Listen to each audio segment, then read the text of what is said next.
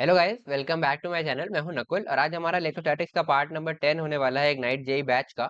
तो आज के वीडियो में हम गॉस लॉ की बात करने वाले हैं और लास्ट के कुछ लेक्चर्स मैंने तुम्हें पहले भी बताया था।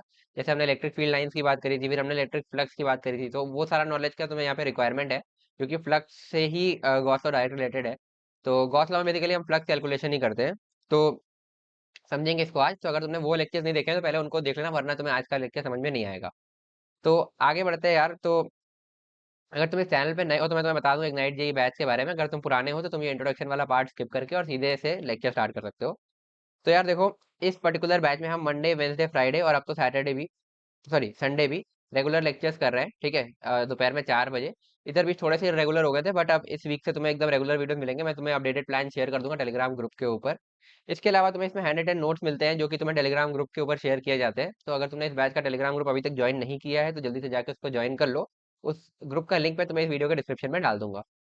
इसके अलावा इसमें तुम्हें 0 टू एडवांस लेवल कंटेंट मिलने वाला है। ठीक है, इसमें कंटेंट में कहीं पर भी ऐसी कंजूसी नहीं है। मतलब ऐसा नहीं कि जो है इजी इजी बता दिया ताकि तुम्हें समझ में आ जाए और तुम मतलब एक तुम्हें मतलब ऐसा लगे कि भाई बहुत बढ़िया पढ़ा रहा है, अच्छा समझ में आ रहा है, बट उसके बाद क्वेश्चंस ना हो तो कोई मतलब नहीं है ना यार। एडवांस लेवल क्वेश्चंस तुमसे इजीली सॉल्व होते होने चाहिए, इसलिए हम उस हिसाब से उस तरह का कंटेंट पढ़ रहे हैं। ठीक है, वो तुम्हें खुद दिख जाएगा। तुम एक बार 3 4 लेक्चर्स देखो और उसके बाद उन टॉपिक्स के जब तुम एडवांस लेवल क्वेश्चन या एडवांस के पीवाईक्यूज करोगे ना, तो तुम बहुत इजीली कर पा रहे होगे। ठीक है, इसके अलावा तुम्हें मेरी डायरेक्ट गाइडेंस इसमें मिलेगी। ठीक है, तो मैंने खुद ही एग्जाम निकाला हुआ है, तो मुझे पता है कि किस तरह की प्रॉब्लम्स आती है।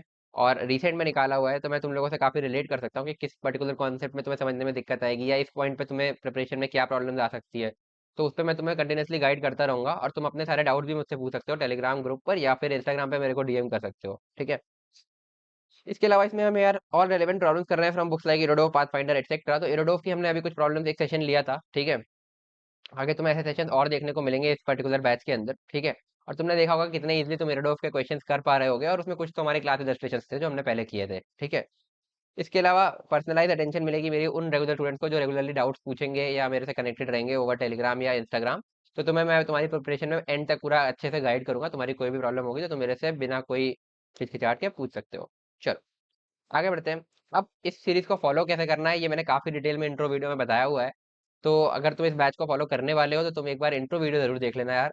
और इंट्रो वीडियो का लिंक मैं तुम्हें इस वीडियो के डिस्क्रिप्शन में दे दूंगा, तो तुम वहां से जाकर के इंट्रो वीडियो को चेकआउट कर सकते हो। ठीक है, बाकी क्या क्या चीजों का तुम्हें ध्यान देना है वो मैंने कुछ कुछ यहाँ भी मेंशन कर दी, इसीलिए ताकि तुम यहाँ से भी देख सको। एक बार पॉज करके इसका स्क्रीनशॉट ले लो और फिर तुम बस इन चीजों को फॉलो करते रहो ध्यान से। बाकी अगर तुम बैच को फॉलो करने वाले हो तो एक बार मैं तुम्हें कहूंगा कि इंट्रो वीडियो जरूर देख लेना। ठीक है, आगे बढ़ते हैं। अब ये मेरा एक इंट्रोडक्शन जो लोग इस चैनल पे नए हैं उन्हीं के लिए। तो करेंटली मैं स्टूडेंट हूँ एट IIT BHU वाराणसी और फोर्थ ईयर स्टूडेंट हूँ। ये थर्ड ईयर लिखा हुआ है बट अब थर्ड ईयर ऑलमोस्ट मतलब ऑफिशियली एंड हो चुका है और फोर्थ ईयर मेरा स्टार्ट होने वाला है। अभी सेमेस्टर ब्रेक चल रहा है। और जे स्टूडेंट्स को गाइड करना मेरा हमेशा से ही पैशन रहा है यार। तो इसीलिए मैंने यूट्यूब चैनल स्टार्ट भी किया था आउट ऑफ पैशन, क्योंकि मेरे को अपने टाइम पे फिजिक्स बहुत पसंद थी। तो मेरे दिमाग में तभी से था यार कि मेरे को आगे फिजिक्स में कुछ करना है, फिजिक्स पढ़ाना है बच्चों को। तो वो एक चीज़ थी। उसके अलावा क्या कहते हैं, जेई एस्पिरेंट्स को गाइड करना भी मेरे को बहुत पसंद है क्योंकि मैंने अपने प्रिपरेशन को काफ़ी इंजॉय किया था। तो मैं अपने प्रिपरेशन के डेज को गोल्डन टाइम मानता हूँ। तो मैं मुझे ऐसा लगता है कि तुम लोग को गाइड करके मैं फिर उन्हीं दिनों में वापस आ गया, तो इसलिए मैंने ये स्टार्ट किया था। और ऑलमोस्ट अब 1 साल मेरे को हो रहा है फिजिक्स पढ़ाते हुए इस यूट्यूब चैनल के ऊपर। इसके अलावा जेई मेन में भी मेरी 99.3% आई थी जेई मेन 2022 के एग्जाम के अंदर। तो चलो आगे बढ़ते हैं। ठीक है, तो स्टार्ट करते हैं अपना आज का लेक्चर। तो सबसे पहले हम पहले एक बार तुम्हें रिकैप करा दूं। हमने इलेक्ट्रिक फील्ड लाइंस की बात करी हुई है, फिर वहीं से हम गॉस सॉरी एरिया वेक्टर हमने सीखा था। एरिया वेक्टर के बाद हम आए थे इस पर तुम्हारे फ्लक्स के ऊपर कि फ्लक्स क्या होता है ना। Flux basically amount of electric field passing through a given cross section area या गिवन सरफेस। ये हमने बात करी हुई है, लास्ट लेक्चर पूरा इसी पर था। अब उसी से हम आएंगे गॉस लॉ के ऊपर। तो गॉस लॉ एक लॉ है यार जिसका हम यूज करते हैं to calculate flux due to a point charge या मतलब लाइन चार्ज, किसी भी तरह का चार्ज। कुछ चार्ज सिस्टम्स के लिए हम फ्लक्स कैलकुलेट करने का मतलब ट्राई करते हैं बाय यूजिंग गॉस लॉ। तो गॉस लॉ बेसिकली क्या है, फ्लक्स कैलकुलेशन के लिए एक लॉ है कि अगर तुम्हें कोई एक चार्ज सिस्टम गिवन है तो उसके वजह से उसके सराउंडिंग में अगर मैं एक गॉसियन सरफेस रख दूं तो उस पर फ्लक्स कितना होगा वो कैलकुलेट करने के लिए एक लॉ है। बट हम इसका यूज करते हैं अपने सिलेबस के अंदर कुछ सिमेट्रिकल सिचुएशन में इलेक्ट्रिक फील्ड निकालने के लिए। जो बेसिकली कुछ अभी तुम ऐसी बॉडीज देखोगे जिनकी कुछ की तो हम कूलम्स लॉ के टाइम से वहां पे जो हमने डिराइव किया था लाइन चार्ज वगैरह, उनकी भी हम गॉस लॉ से डिराइव करेंगे। उसके अलावा कुछ ऐसी बॉडीज है जो तुमने वहां पर नहीं करी थी, वो तुम्हें यहाँ पर गॉस लॉ का यूज करके देखने मिलेगी। ठीक है, तो ये कैसे करते हैं ये सारी चीजें तुम्हें समझनी होंगी, आगे के 2-3 लेक्चर्स में यही चलने वाला है। इस पर्टिकुलर लेक्चर में उसकी फाउंडेशन बनेगी कि मतलब बेसिकली गॉसियन सरफेस कैसे लेते हैं, या गॉस लॉ से हम इलेक्ट्रिक फील्ड तक कैसे आए, है ना। ये सारी चीजें तुम्हें इसी लेक्चर में फाउंडेशन बनेगी, तो इसको बहुत ध्यान से देखना। अगर ये समझ में नहीं आया तो आगे के 2-3 लेक्चर्स में तुम्हें प्रॉब्लम आने वाली है। बाकी अगर इसको अच्छे से समझोगे, एकदम फील करा के मैं तुम्हें पढ़ाऊंगा, तुम्हें बहुत अच्छे से समझ में आएगा, अगर तुम फुल अटेंशन के साथ पूरी वीडियो देखते हो तो चलो स्टार्ट करते हैं गॉस लॉ, है ना। स्टार्टिंग कर सकते हो गॉस लॉ, है ना। तो सबसे पहले तुमसे मैं एक चीज कहता हूँ, लेट से मेरे पास ये एक बॉडी है, ठीक है, कोई एक रिजिड बॉडी है ये, ठीक है, इसका वॉल्यूम भी है, ठीक है, इस तरीके की कोई एक रिजिड बॉडी है, ये मैंने रख दी। चलो, अच्छी बात है। अब इसके सराउंडिंग में, इसके बाहर ये एक चार्ज रखा है प्लस क्यू टाइप का। तो मैं अगर तुमसे बोलूं कि इस पर्टिकुलर बॉडी का फ्लक्स कितना होगा, कि इसको कैलकुलेट कर दो, है ना, तो क्या तुम बता पाओगे इसका फ्लक्स कितना होगा? तो देखो यार, फ्लक्स क्या होता है? Total number of electric field lines passing through the surface, ठीक है। और एक चीज मैंने तुम्हें बताई थी, अगर कोई बॉडी है और उसमें इलेक्ट्रिक फील्ड लाइंस घुस रही हैं तो उसका फ्लक्स होता है नेगेटिव, और अगर कोई बॉडी से इलेक्ट्रिक फील्ड लाइंस निकल रही हैं तो उसका फ्लक्स होता है पॉजिटिव। ये हमने लास्ट लेक्चर में डिस्कस किया था और इस पे क्वेश्चन भी किए थे। तो चलो मैं बताता हूँ, जैसे लेट से इससे इलेक्ट्रिक फील्ड लाइन को जिस तरीके से पॉइंट चार्ज से निकल रही होंगी, देखते रहो, है ना, ये इस तरीके से इलेक्ट्रिक फील्ड लाइन बना रहा हूँ मैं इसकी, है ना। ये स्फेरिकल चार्ज है तो इसी तरीके की होगी ना, और हर डायरेक्शन में ऐसे ही होगी, ध्यान से देखना। मतलब बाहर भी होगी ये ऐसे ऐसे ऐसे, ठीक है। मैं पूरी नहीं बना रहा, ये तुम्हें ऑब्वियस होगा, मैंने केवल उस तरफ की बना दी, ठीक है। इस तरीके से इलेक्ट्रिक फील्ड लाइंस होंगी। अब एक चीज देखो, एक और बना देता हूँ यहाँ पे टेंजेंशियल वाली, है ना। एक चीज देखो कि ये जो इलेक्ट्रिक फील्ड लाइन है, जो इस सरफेस में जो मैं अभी येलो से हाईलाइट कर रहा हूँ, ये सारी electric field lines incoming electric field lines है। तो इनकी वजह से जो फ्लक्स होगा, जो मैंने येलो रीजन मार्क किया है, वो नेगेटिव होना चाहिए, क्योंकि लाइंस अंदर घुस रही हैं और एरिया वेक्टर आउटवर्ड नॉर्मल होता है, तो फ्लक्स नेगेटिव होगा, ये तुम्हें समझ में आ रहा है। कितना है अभी मैं उसकी बात ही नहीं कर रहा, ठीक है। फिर अब जो मैं रेड कलर से हाईलाइट करूंगा, इनको देखना, ये वाले पूरे पोर्शन को, ये सारी इलेक्ट्रिक फील्ड लाइंस बाहर निकल रही है। तो इस पूरे पोर्शन में तुम्हारी जो फ्लक्स होगी वो क्या होगी भाई? पॉजिटिव होना चाहिए फ्लक्स, ठीक है। अब एक चीज ध्यान से देखो, मैं पहले इसको हाईलाइट करके लिख दूं। लेट से एक हाईलाइटर ले लेते हैं, है ना, ये रहा। कि ये वाले जो पोर्शन में अपने पास इलेक्ट्रिक फ्लक्स, ये फील्ड लाइंस है ना, ठीक है। इसके फ्लक्स को मैं बोलता हूँ फाई लेस देन जीरो, ठीक है। और ये जो मैं रेड पोर्शन से अब हाईलाइट कर रहा हूँ, ये, है ना, इसमें से इलेक्ट्रिक फील्ड लाइन बेसिकली ये निकल रही है, इसके लिए फाई हो जाएगा तुम्हारा ग्रेटर देन जीरो। बट एक चीज समझ में आ रही है कि जितनी इलेक्ट्रिक फील्ड लाइंस इधर से घुस रही है ना, इस वाले रीजन में, येलो वाले रीजन में, उतनी पूरी इलेक्ट्रिक फील्ड लाइंस इसमें बाहर भी निकल जा रही है। मतलब अंदर तो कोई इलेक्ट्रिक फील्ड लाइन जनरेट या टर्मिनेट हो नहीं रही, क्योंकि अंदर कोई चार्ज है नहीं, है ना। सारा चार्ज बाहर रखा हुआ, अंदर इस बॉडी के कोई चार्ज है नहीं। तो ना इसमें इलेक्ट्रिक फील्ड लाइंस ना ही जनरेट होंगी ना ही टर्मिनेट होंगी। तो जितनी इधर से घुसेंगी उतनी ही इधर वाले रीजन से बाहर निकल जाएगी। तो इसलिए मैं बोल सकता हूँ कि इस पर्टिकुलर बॉडी के लिए जो नेट फ्लक्स होगा वो जीरो हो जाएगा, बिकॉज फाई इनकमिंग जितना होगा, है ना, वो नेगेटिव होगा कुछ, है ना। फाई इनकमिंग का mod is equal to phi outgoing का मॉड। समझे बात को?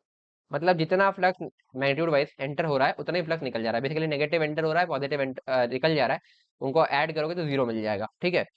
तो जितना फ्लक्स एंटर हो रहा है, यानी कि जितनी इलेक्ट्रिक फील्ड लाइंस एंटर हो रही है उतनी इलेक्ट्रिक फील्ड लाइंस बाहर निकल जा रही हैं। जितना फ्लक्स एंटर हो रहा है उतना ही फ्लक्स तुम्हारा बाहर भी निकल जा रहा है। तो नेट फ्लक्स ऐसी बॉडी के लिए जीरो है। तो हम यहाँ से एक कंक्लूजन ड्रॉ कर सकते हैं, ऐसा कोई भी चार्ज जो इस बॉडी के बाहर रखा होगा, मैं कहीं भी रख दूं, यहाँ रख दूं, यहाँ रख दूं, यहाँ रख दूं, यहाँ रख दूं, यहाँ रख दूं, बस बॉडी के अंदर नहीं होना चाहिए। तो ऐसे सारे ही चार्जेस के लिए यही सिचुएशन बनेगी कि जो है जितना फ्लक्स उसमें घुसेगा बॉडी में उतना ही निकल जाएगा। तो नेट फ्लक्स ऐसे चार्जेस की वजह से तो जीरो हो जाएगा। तो मैं ऐसा बोल सकता हूँ यहाँ पर कि फ्लक्स, ये ऐसे बोल सकता हूँ, due two charges outside the body, outside the body, जो बॉडी के बाहर चार्जेस होंगे उनकी वजह से नेट फ्लक्स जो होगा तुम्हारा वो आ जाएगा जीरो।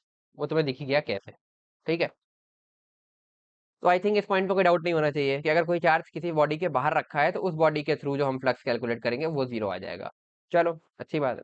तो बाहर के चार्जेस का टेंशन ही खत्म। अब लेट से कोई एक चार्ज है जो बॉडी के अंदर रखा है, ठीक है, वो अब हम सॉल्व करते हैं। लेट से हमारे पास वही एक फिर से रिजिड बॉडी बनाता हूँ, ब्लू कलर से बना लेता हूँ आपकी बार। ये है हमारे पास एक रिजिड बॉडी, ठीक है।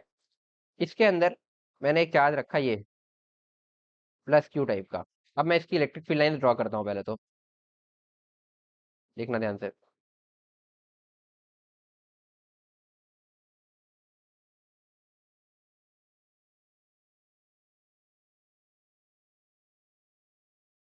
ये इसकी इलेक्ट्रिक फील्ड लाइंस हो गई। ठीक है, प्रॉपर बना लेते हैं।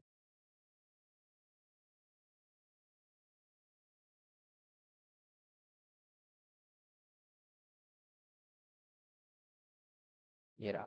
तो अब तुम इसके किसी भी पॉइंट पर देखोगे ना, लेट से इस पॉइंट की बात करूं, तो फ्लक्स कुछ पॉजिटिव होगा क्योंकि एरिया वेक्टर आउटवर्ड नॉर्मल है। इस पॉइंट बात करूं, एरिया वेक्टर कुछ ऐसा होगा बट फ्लक्स फिर भी पॉजिटिव ही होगा। इस पॉइंट पर मैं बात करूं तो एरिया वेक्टर कुछ परपेंडिकुलर होगा बट ये फ्लक्स जो है पॉजिटिव ही होगा।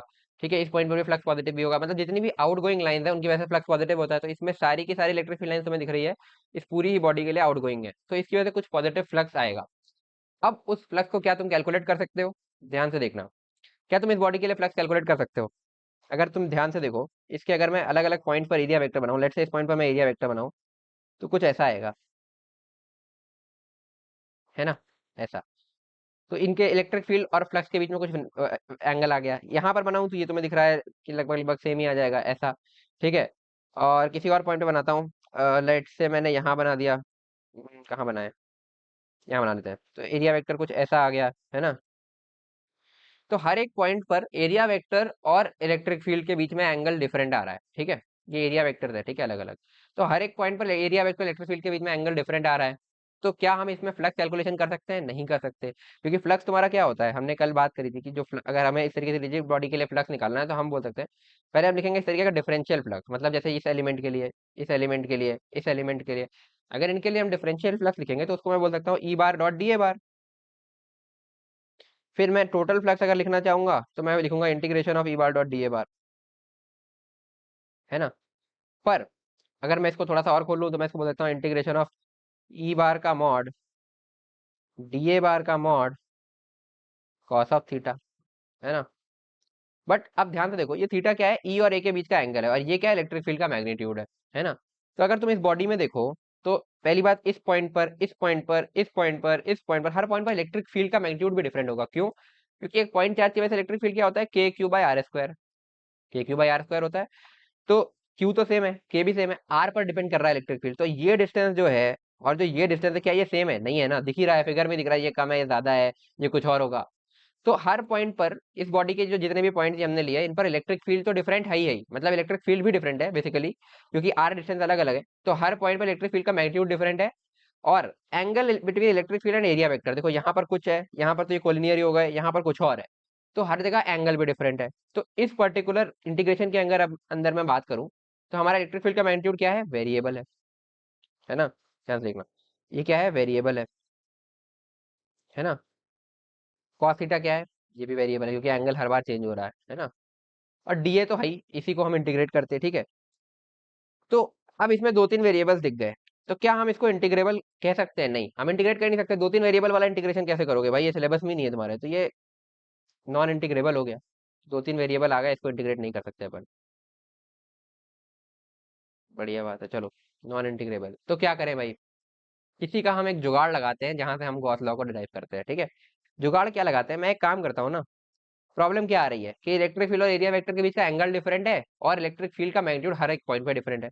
तो मैं क्या करता हूँ, इस चार्ज को सेंटर मान के एक आर रेडियस का इस तरीके का स्फीयर ड्रॉ कर लेता हूँ।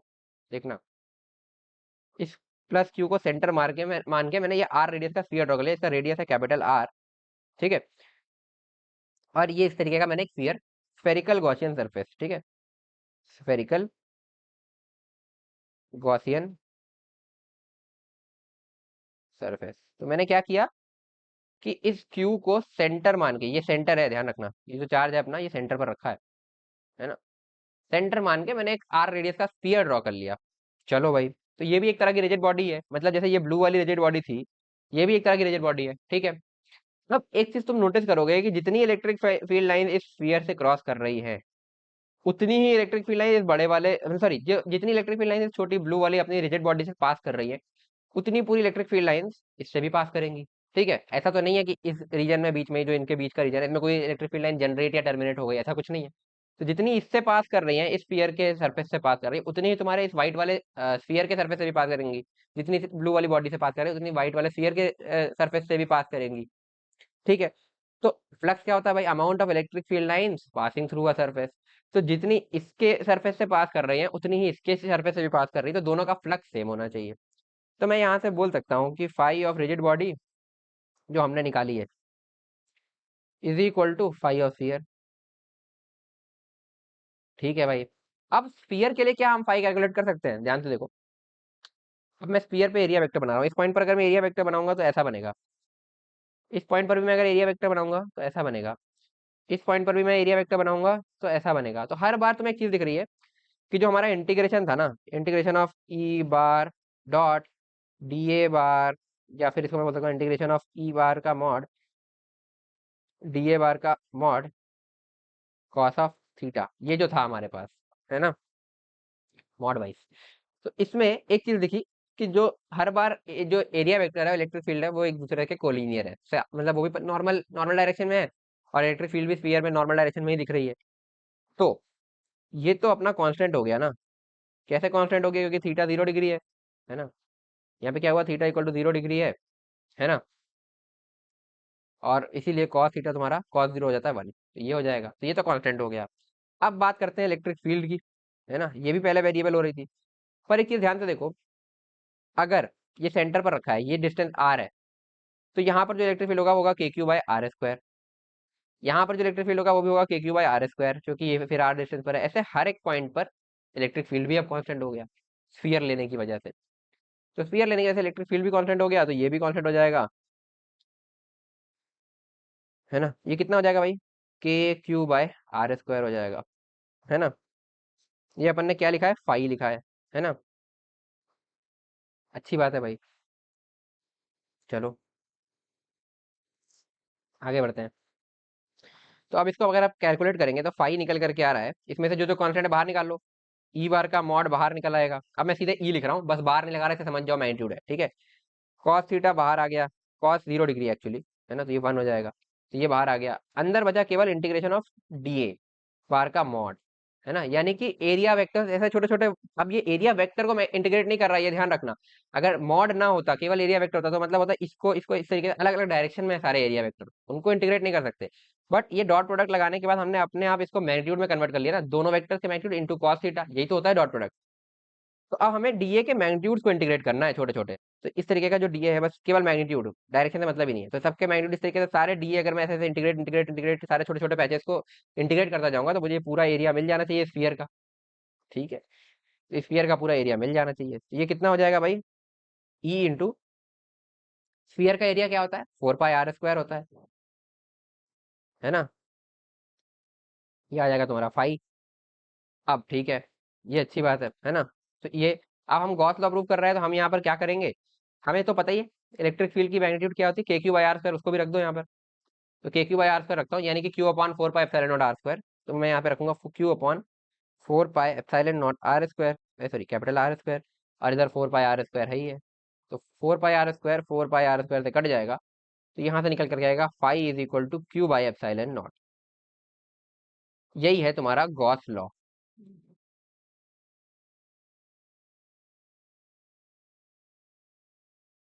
तो समझ में आया हम क्या कह रहे हैं, कि ये जो फ्लक्स है जो हमने स्फीयर के लिए कैलकुलेट किया, ये निकल करके आया क्या, Q by epsilon naught. Q क्या है, जो इसके अंदर चार्ज प्रेजेंट है।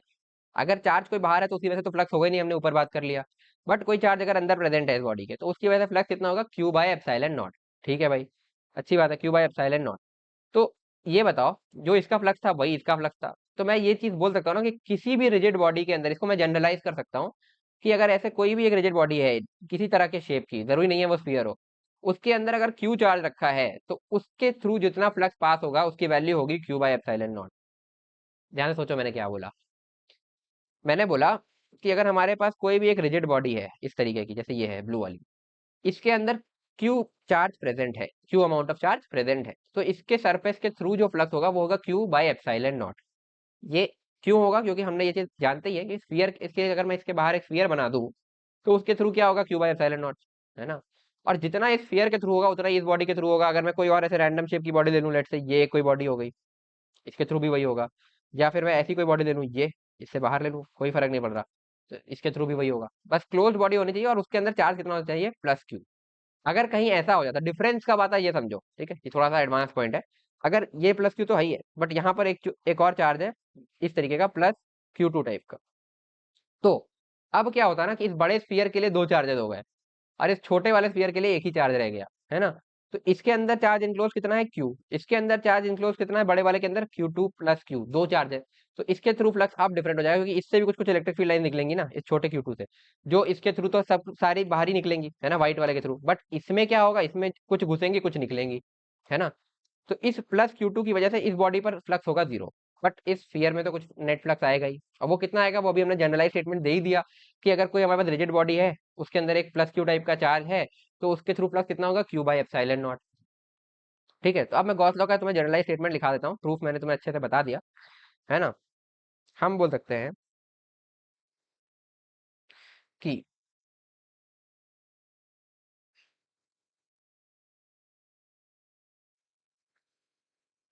Flux linked with any closed surface मतलब पूरा कंप्लीट कर रहे हैं, रिजिड बॉडी के अंदर मतलब ऐसा पूरा कंप्लीट है, ऐसा कहीं बीच में खुला हुला नहीं है। एनी क्लोज सरफेस, जैसे ये बॉडी है, अगर इस बॉडी में कहीं होल होता, ऐसा होता कि जैसे इतने एरिया में बॉडी है ही नहीं, ऐसी बॉडी है, तो यहाँ पर होल है, ये क्लोज नहीं है, तो इसके लिए नहीं बोल सकते। बट अगर कोई क्लोज्ड बॉडी है, जैसे बॉल हो गया या कोई भी डिफॉर्म टाइप का शेप ले लो, उसके अंदर इमेजिन कर लो, ठीक है, कोई सॉलिड बॉडी ले लो किसी भी रैंडम शेप की, उसके अंदर एक चार्ज इमेजिन कर लो, ठीक है। तो उस तरह की एक सॉलिड बॉडी जो कंप्लीट बॉडी है, जिसमें कहीं होल होल नहीं है, ऐसा, ठीक है, क्लोज सरफेस है। Flux link with any closed surface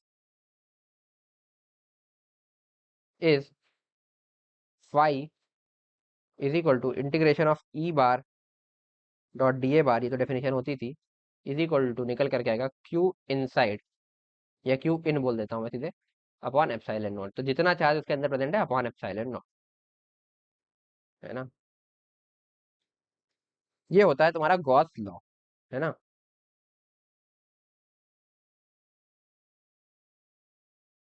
ठीक है, ये होता है तुम्हारा गॉस लॉ। फॉर एग्जाम्पल वही बात है कि मेरे पास इस तरीके का प्लस क्यू चार्ज है ना। इसके अराउंड अगर मैं एक स्फीयर ले लूं इस तरीके का, तो इसके थ्रू तो तुम्हें दिख ही रहा था कि फाई इक्वल टू क्या था, क्यू बाई एप्सिलॉन नॉट। अच्छी बात है।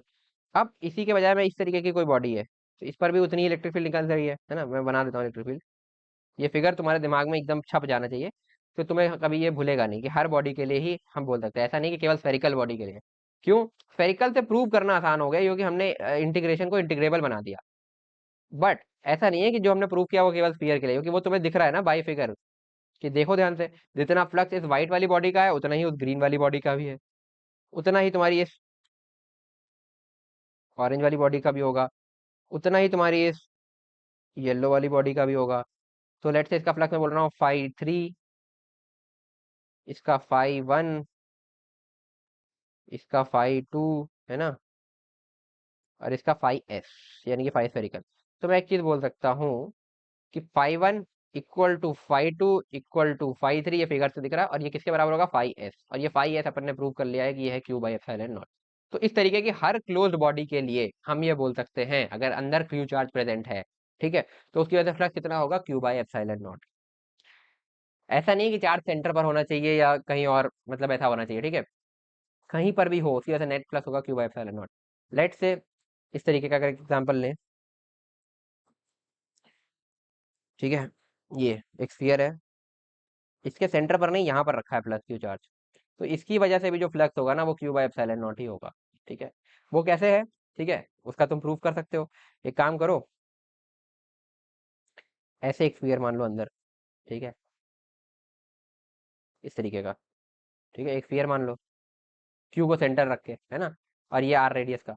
तो अब एक चीज तुम नोटिस कर सकते हो कि जितनी इलेक्ट्रिक फील्ड लाइन इस छोटे स्फीयर से निकलेंगी, उतनी पूरी इलेक्ट्रिक लाइन इस बड़े स्फीयर से भी निकलेंगी, है ना। तो छोटे स्फीयर के लिए तुम लिख ही सकते हो क्यू बाई एप्सिलॉन नॉट, तो इसके लिए भी क्यू बाई एप्सिलॉन नॉट। तो इसलिए पोजीशन से फर्क नहीं पड़ता, बट अगर क्यू चार्ज प्रेजेंट है तो उसकी वजह से फ्लक्स होगा क्यू बाई एप्सिलॉन नॉट, चाहे रिजिड बॉडी, चाहे ऐसी डिफॉर्म्ड शेप की बॉडी हो, चाहे कोई स्टैंडर्ड शेप की बॉडी हो। बस स्फीयर हमने क्यू लेकर के प्रूव किया, क्योंकि स्फीयर लेने से हमारा ये इंटीग्रेशन इंटीग्रेबल हो गया, है ना, क्योंकि इलेक्ट्रिक फील्ड कांस्टेंट हो गई और कॉस थीटा भी कांस्टेंट हो गया। तो अब जिस तरीके से हमने इसको प्रूव किया ना, ये बहुत इंपॉर्टेंट है, क्योंकि यही चीज में घुसा है। क्योंकि गॉस लॉ तो सिंपली ये कह रहा है ना भाई कि flux through a surface, close surface, can be written as q n by epsilon naught.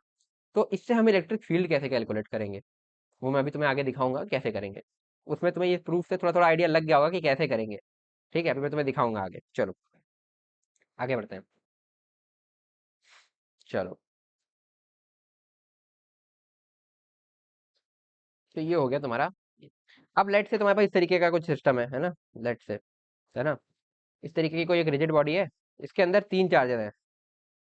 ये है Q1 इक्वल टू 2 माइक्रोकूलम, है ना। ये दूसरा है Q2 इक्वल टू -3 माइक्रोकूलम, और एक है तुम्हारे पास Q4 equal to 5, sorry Q3 equal to 5 microcoulomb, है ना। तो इसके लिए जो फ्लक्स होगा, नेट फ्लक्स होगा, कुछ नहीं करना है, चार्जेस को नेट सम कर दो। यानी कि Q1 plus Q2 plus Q3 upon epsilon not, मतलब सारे चार्जेस को ऐड कर दो अपॉन एप्सिलॉन नॉट। ये तुम्हारा आंसर हो, net charge upon epsilon naught, ये होना चाहिए। या फिर इसको ऐसे भी बोल सकता हूँ, Q net upon epsilon naught. तो नेट चार्ज तुम्हें दिख रहा होगा 2, इसका कितना -3, इसका कितना इसका है +5 अपॉन एप्सिलॉन नॉट, यानी कि 5 + 2 7 -3 4 बाय एप्सिलॉन नॉट। ये हो जाएगा। तो नेट चार्ज कर लो, और net charge by epsilon naught that is the, तो यहां से तुम लिख सकते हो कि phi is equal to q net inside, q net inside upon epsilon naught. ये तुम बोल सकते हो यहाँ से। ठीक है, फॉर दिस सरफेस। आगे बढ़ते हैं। अगर ऐसा हो कि ये तुम्हारे पास एक रिजिड बॉडी है, इसके अंदर -Q, sorry, -1 microcoulomb, -2 microcoulomb, -3 microcoulomb, तीन चार्जेस हैं। ये Q1 बोल दे रहा हूँ इसको, इसको Q2 बोल दे रहा हूँ, इसको Q3 बोल दे रहा हूँ। ठीक है, तो इसका फ्लक्स कितना होगा भाई, phi is equal to q net by epsilon naught, is equal to, ये कितना हो जाएगा, -1 -2 -3 बाय एप्सिलॉन नॉट। तो ये आ गया -6 बाय एप्सिलॉन नॉट। तो ये नेगेटिव आ गया, तो फ्लक्स नेगेटिव तो हो ही सकता है भाई। नेगेटिव का मतलब क्या है, इनकमिंग फ्लक्स है, वो दिख भी रहा है कि हर एक चार्ज पर इलेक्ट्रिक फील्ड ऐसे ऐसे घुसी रही होगी, तो इनकमिंग फ्लक्स ही आना चाहिए, तो वही बना। आगे बढ़ते हैं। अगर ऐसा कुछ गिवन हो, ये तुम्हारे पास एक बॉडी है, रिजिड बॉडी, इसके अंदर पहला चार्ज है Q1 इक्वल टू 2 माइक्रोकूलम, एक है Q3 इक्वल टू 4 माइक्रोकूलम, और एक इधर है Q2 बोल दे रहा हूँ इसको, और Q3 इधर एक है, इज इक्वल टू 5 माइक्रोकूलम, है ना। ठीक है, ये तुम्हारे पास तीन चार्जेस हैं। तो इसके लिए अगर मैं फ्लक्स लिखना चाहूँ, तो वो सिंपली होगा Q1 plus Q2 bye epsilon not. Q3 से कोई मतलब ही नहीं है, क्योंकि इसका फ्लक्स तो जीरो हो जाएगा, है ना। इस चार्ज की वजह से इस बॉडी का फ्लक्स जीरो हो जाएगा। क्यों? क्योंकि जितना घुसेगा उतना निकल जाएगा, जो हमने स्टार्टिंग में बात किया था। केवल इन दोनों की वजह से होगा, Q1 और Q2 की वजह से। तो वो कितना हो जाएगा, 2 + 4 बाय एप्सिलॉन नॉट, यानी कि 6 बाय एप्सिलॉन नॉट। सिंपल। ठीक है, बट अगर मैं तुम्हें बोलूं कि इलेक्ट्रिक फील्ड की मैं बात करूं, अगर मैं बोलूं इस पर्टिकुलर पॉइंट पर, इस बॉडी के किसी सरफेस पे, ये एक पॉइंट ले लूं, पॉइंट पी, तो मैं अगर पूछूं electric field at this point will be due to, इस पॉइंट पर इलेक्ट्रिक फील्ड किसी किसकी वजह से होगी। पहला ऑप्शन है Q1 ओनली, दूसरा ऑप्शन है Q1 एंड Q2 ओनली, तीसरा ऑप्शन है Q1 Q2 Q3 तीनों की वजह से, और चौथा ऑप्शन मैं यहाँ लिख दे रहा हूँ इसी के नीचे। ठीक है, Q3 ओनली। तो देखो, इस पॉइंट पर जो फ्लक्स होगा, है ना, इस पॉइंट पर जो फ्लक्स, पॉइंट पर भी नहीं, बल्कि हम इस बॉडी की बात करते हैं, इस बॉडी पर जो नेट फ्लक्स है that is due to only Q1 plus Q2, that is only due to Q1 and Q2 net flux, क्योंकि इसकी वजह से जितना इनकमिंग उतना आउटगोइंग। बट इस पर्टिकुलर पॉइंट पर इलेक्ट्रिक फील्ड तो तीनों की वजह से होगी ना यार, इसकी वजह से, इसकी वजह से, इसकी वजह से, तीनों की वजह से इलेक्ट्रिक फील्ड होगी, इरिस्पेक्टिव ऑफ द फ्लक्स, है ना। इस पर अभी हम आगे क्वेश्चन करेंगे, तो मैं तुम्हें दिखाऊंगा और डिटेल में ये चीज।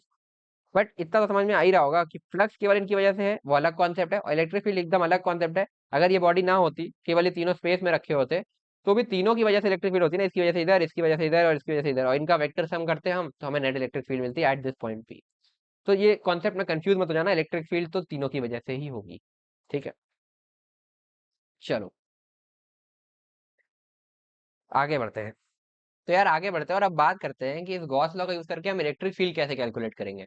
मैंने तुम्हें स्टार्टिंग में बोला था कि हम गॉस लॉ इसलिए पढ़ रहे हैं ताकि हम कुछ स्टैंडर्ड बॉडीज की वजह से इलेक्ट्रिक फील्ड कैलकुलेट कर pi by using Gauss law. ठीक है। तो अब हम बात करेंगे कि इस गॉस लॉ का यूज करके हम इलेक्ट्रिक फील्ड कैसे कैलकुलेट कर सकते हैं। तो हेड आ सकते हो calculation of electric field using Gauss law. ठीक है भाई। तो गॉस लॉ का यूज करके अपन इलेक्ट्रिक फील्ड कैलकुलेट करेंगे। अब देखते हैं कैसे।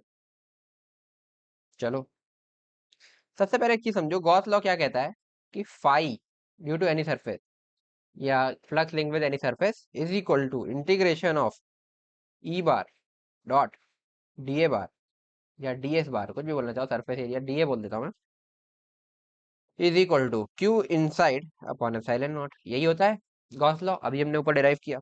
ठीक है। अब इसको मैं लिख सकता हूँ इंटीग्रेशन ऑफ इलेक्ट्रिक फील्ड का मैग्नीट्यूड इनटू एरिया वेक्टर का magnitude into cos of theta जो इनके बीच का एंगल हो गया, is equal to q in by epsilon naught. ठीक है। अब बात यही आती है यार कि लेट से मेरे पास इस तरीके का एक प्लस क्यू टाइप का चार्ज है ना, इसके अराउंड अगर ये वाली बॉडी है इस तरीके की एक इरेगुलर शेप की, क्या मैं इसकी वजह से फ्लक्स कैलकुलेट कर सकता था बाय यूजिंग दिस, है ना। अब तो मुझे पता है Gauss law Q in by epsilon not ही होगा इसकी वजह से flux Q in by epsilon not. But let से मेरे को अगर गॉस लॉ नहीं पता होता तो क्या मैं इस तरीके से कभी इसकी वजह से फ्लक्स कैलकुलेट कर पाता? नहीं कर पाता। क्यों नहीं कर पाता? उसका रीजन है भाई, मैंने तुम्हें पहले भी बताया कि ये वाला जो है ना, इस बॉडी के लिए अगर मैं देखूं तो ये वेरिएबल हो जा रहा है ना, और ये जो कॉस थीटा है ये भी वेरिएबल हो जा रहा है। तो इस वजह से ये पूरा इंटीग्रेशन जो है अपना, ये वाला पूरा इंटीग्रेशन, ये नॉन इंटीग्रेबल हो जा रहा है। Non integrable. तो ये प्रॉब्लम आ रही थी। बट उसके बाद हमने इसको सॉर्ट आउट कैसे किया? हमने किसको ऐसे सॉर्ट किया कि इस तरीके का हमारे पास प्लस क्यू चार्ज है, अगर मैं ऐसे एक जनरल स्फीयर ले लूँ, इस तरीके का एक स्फीयर ले लूँ, स्फेरिकल सरफेस हो गया ये, है ना, जिसके सेंटर पर ये है ना, सेंटर पर ये क्यू चार्ज रखा है, ये रेडियस इसका आर है। तो इसके लिए हम इजिली जो ये इंटीग्रेशन था, ई का मॉड डी ए का मॉड कॉस ऑफ थीटा, इसमें क्या हुआ, ये भी कांस्टेंट कर दिया हमने, है ना, ये भी कांस्टेंट कर दिया हमने। तो अंदर बचा केवल इतना, ई कॉस थीटा हमारा बाहर आ गया और अंदर बचा integration of mod of D A. ठीक है। ये हमने किया तब जाकर के हमने फ्लक्स कैलकुलेट कर लिया, और ये हमारा फिर निकल करके बाद में प्रूव होकर के आ गया था पॉइंट चार से, क्योंकि अपने को electric field by Coulomb's law पता था। तो हमने इससे रिजल्ट ऑब्टेन कर लिया कि Q in by epsilon not हो जाएगा। ठीक है, ऐसा अच्छी बात है। तो अब कोई भी सर बॉडी हो, उसके बाद हमने ये चीज जनरलाइज कर दी कि ये बॉडी भी होती तो इसके लिए भी Q in by epsilon not ही होता। ठीक है। तो अगर कोई भी ऐसी मेरे पास बॉडी हो जिसका मुझे फ्लक्स कैलकुलेट, मतलब फ्लक्स मेरे को पता है, फ्लक्स अब मेरे को बाई गॉस लॉ पता है, इस तरीके की बॉडी का भी फ्लक्स मेरे को बाई गॉस लॉ पता है, Q in by epsilon not ही है। ठीक है। बट अगर मेरे पास कोई ऐसी बॉडी हो फॉर, अब ध्यान से देखना एक बार, पहले मैं इंटीग्रेशन बना दूं। इंटीग्रेशन हमारा आया E bar dot d s bar या d A bar is equal to q in by epsilon naught. ये हमारा क्या कहते हैं, बेसिकली गॉस लॉ है। ठीक है। अब मैं क्या करूं, इंटीग्रेशन ऑफ ई बार का मॉड, इसको मैं थोड़ा खोल रहा हूँ, डी ए बार का mod cos of theta is equal to q in by epsilon naught. अच्छी बात है। अब अगर कोई भी ऐसी बॉडी है जिसके लिए मुझे ये पता है कि ये इलेक्ट्रिक फील्ड का मैग्नीट्यूड जो है ना, उसके लिए हर पॉइंट पर कांस्टेंट है, जैसे हमें उस स्फीयर के लिए पता था, स्फीयर के लिए हमें पता था ना कि अगर सेंटर पर चार्ज रखा है तो इसके लिए इलेक्ट्रिक फील्ड हर पॉइंट पर कांस्टेंट है, और उसका जो इलेक्ट्रिक फील्ड वेक्टर है और जो एरिया वेक्टर है वो हर बार कोलिनियर हो रहा था, या उनके बीच में कोई कांस्टेंट एंगल था। जरूरी नहीं है कोलिनियर हो, अगर ऐसा भी होता कि हर एक पॉइंट पर एरिया वेक्टर ऐसा, इलेक्ट्रिक फील्ड हर बार टेंजेंशियल होती, अगर ऐसा भी होता ना तो भी हम इसको कर सकते थे। बस ये cos थीटा कांस्टेंट हो जाए, मुझे ऐसी बॉडी मिल जाए जिसके लिए ये दोनों चीजें कांस्टेंट हो जाए, है ना। तो मैं बोल सकता हूँ for any such surface for which electric field का mod and cos theta are constant at every point, constant at every point, है ना। तो अगर मैं एक ऐसी सरफेस ले लूं जिसके लिए ये इलेक्ट्रिक फील्ड और cos थीटा का मैग्नीट्यूड हर जगह कांस्टेंट हो जाए, मतलब इलेक्ट्रिक फील्ड का मैग्नीट्यूड एंड cos थीटा हर जगह कांस्टेंट हो जाए, तो हमारा ये इंटीग्रेशन कैसा दिखने लगेगा, कॉन्स्टेंट्स को तो मैं बाहर निकाल सकता हूँ। मैं ऐसा बोल सकता हूँ ई, अब मैं मॉड वॉड नहीं लिख रहा, बस बाहर नहीं लिखा रहा, मतलब मैग्नीट्यूड है। ठीक है। Into cos theta integration of D A bar का मैग्नीट्यूड, चलो यहाँ बना लेता हूँ ना, कंफ्यूजन हो जाएगी, is equal to q in by epsilon naught. तो देखो, अब हमारे पास इंटीग्रेशन में केवल ये बचा, ये हम निकाल सकते हैं। छोटे छोटे डीएस को इंटीग्रेट करोगे तो उस पर्टिकुलर सरफेस का एरिया बन जाएगा, है ना। जो भी जैसे यहाँ पर देखा था हमने, जब हमने ये डेरिवेशन किया था, कहाँ गया ऊपर, ये वाला इंटीग्रेशन ऑफ डीए किया था, तो अपने को ये पूरा सरफेस का एरिया मिल गया था। तो ऐसा कोई और बॉडी भी हो सकती है जिसके लिए तुम्हें फिर नेट पूरा सरफेस का एरिया मिल जाएगा, तो ये अब इंटीग्रेबल है। ठीक है। कॉस थीटा कांस्टेंट है ये, तो ये अपन निकाल लेंगे, फिगर में से दिख जाएगा अपने को। इलेक्ट्रिक फील्ड का मैग्नीट्यूड भी कुछ कांस्टेंट है ना। और ये बराबर होता है Q in by epsilon naught, ये अपने को पता है बाई गॉस लॉ।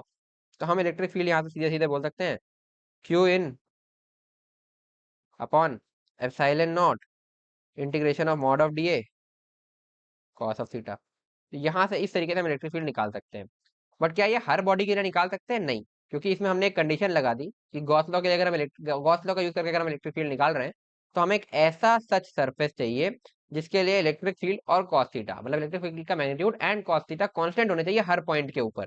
जैसे कि ये स्फीयर वाला था, तो क्या केवल स्फीयर ऐसा सरफेस है? नहीं, कुछ और सरफेसेस भी हैं हमारे सिलेबस में, जो भी हम आगे देखेंगे। बट इतना क्लियर होना चाहिए एकदम दिमाग में कि इस इंटीग्रेशन को इंटीग्रेबल बनाने के लिए, इस इंटीग्रेशन को इंटीग्रेबल बनाने के लिए हमें इलेक्ट्रिक फील्ड का मैग्नीट्यूड हर पॉइंट पर कांस्टेंट चाहिए और कॉस थीटा हर पॉइंट पर कांस्टेंट चाहिए।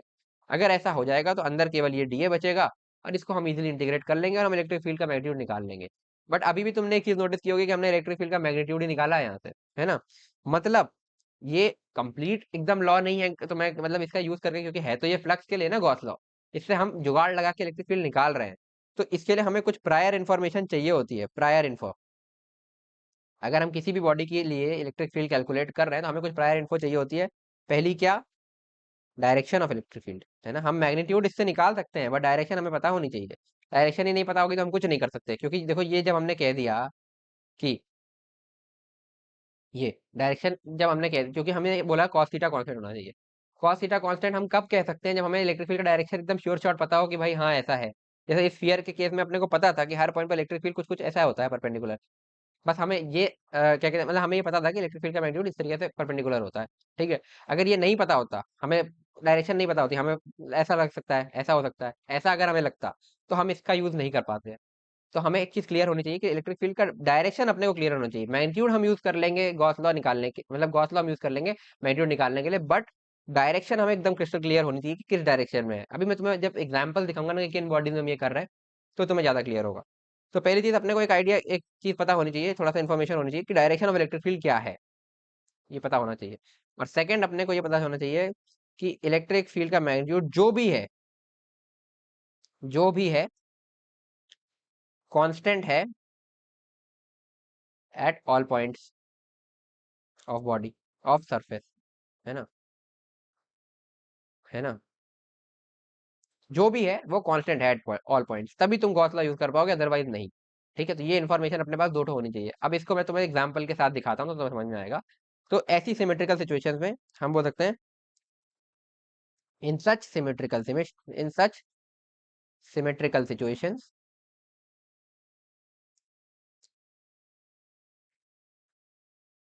Gauss law can be used to calculate electric field का मैग्नीट्यूड। और डायरेक्शन अपने को ऑलरेडी अंदाजा होना चाहिए। ठीक है। चलो आगे करते हैं, बात करते हैं डायरेक्शन का अंदाजा कैसे होगा। सिमेट्रिकल बॉडीज के लिए अंदाजा लग जाएगा, अभी तुम देखना आगे। देखो ऐसी सिमेट्रिकल सिचुएशंस हैं क्या, तो एग्जांपल्स हम इसके देखते हैं कि क्या क्या हो सकता है। पहला एग्जांपल है पॉइंट चार्ज। पहला एग्जांपल है तुम्हारा पॉइंट चार्ज, है ना। ये एक पॉइंट चार्ज का एग्जांपल लेट से मतलब इस तरीके का कोई एक प्लस क्यू चार्ज है। ठीक है। अब तुम्हें एक इन्फॉर्मेशन इसके बारे में होती है कि इतनी प्रायर इन्फॉर्मेशन, लेट से मैं तुम्हें बस मैग्नीट्यूड नहीं पता इसका, इसकी इलेक्ट्रिक फील्ड का मैग्नीट्यूड, जो इसका मैग्नीट्यूड होता है एट अ डिस्टेंस आर, वो होता है के q by r square. Let say तुम्हें ये नहीं पता, बट तुम्हें एक इन्फॉर्मेशन है कि इलेक्ट्रिक फील्ड लाइन इसकी कुछ कुछ ऐसी होती है भाई, है ना।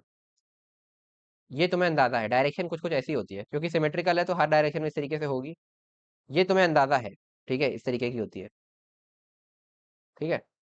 और एक चीज तुम्हें और अंदाजा है, क्योंकि ये सिमेट्रिकल है हर डायरेक्शन में, तो मैं चाहे इधर आर दूरी जाऊं, चाहे इधर आर दूरी जाऊं, चाहे इधर आर दूरी जाऊं, चाहे इधर आर दूरी जाऊं, हर आर दूरी पर मैग्नीट्यूड सेम होगा। कितना होगा ये तुम्हें लेट से नहीं पता है, बट सेम होगा ये तुम्हें पता है। चलो ये दो इन्फॉर्मेशन है तो तुम यहाँ से एक सरफेस ले सकते हो ऐसा, जो हमने ऊपर लिया था, सच दैट कि ये प्लस क्यू सेंटर पर है और ये रेडियस इसका आर हो गया।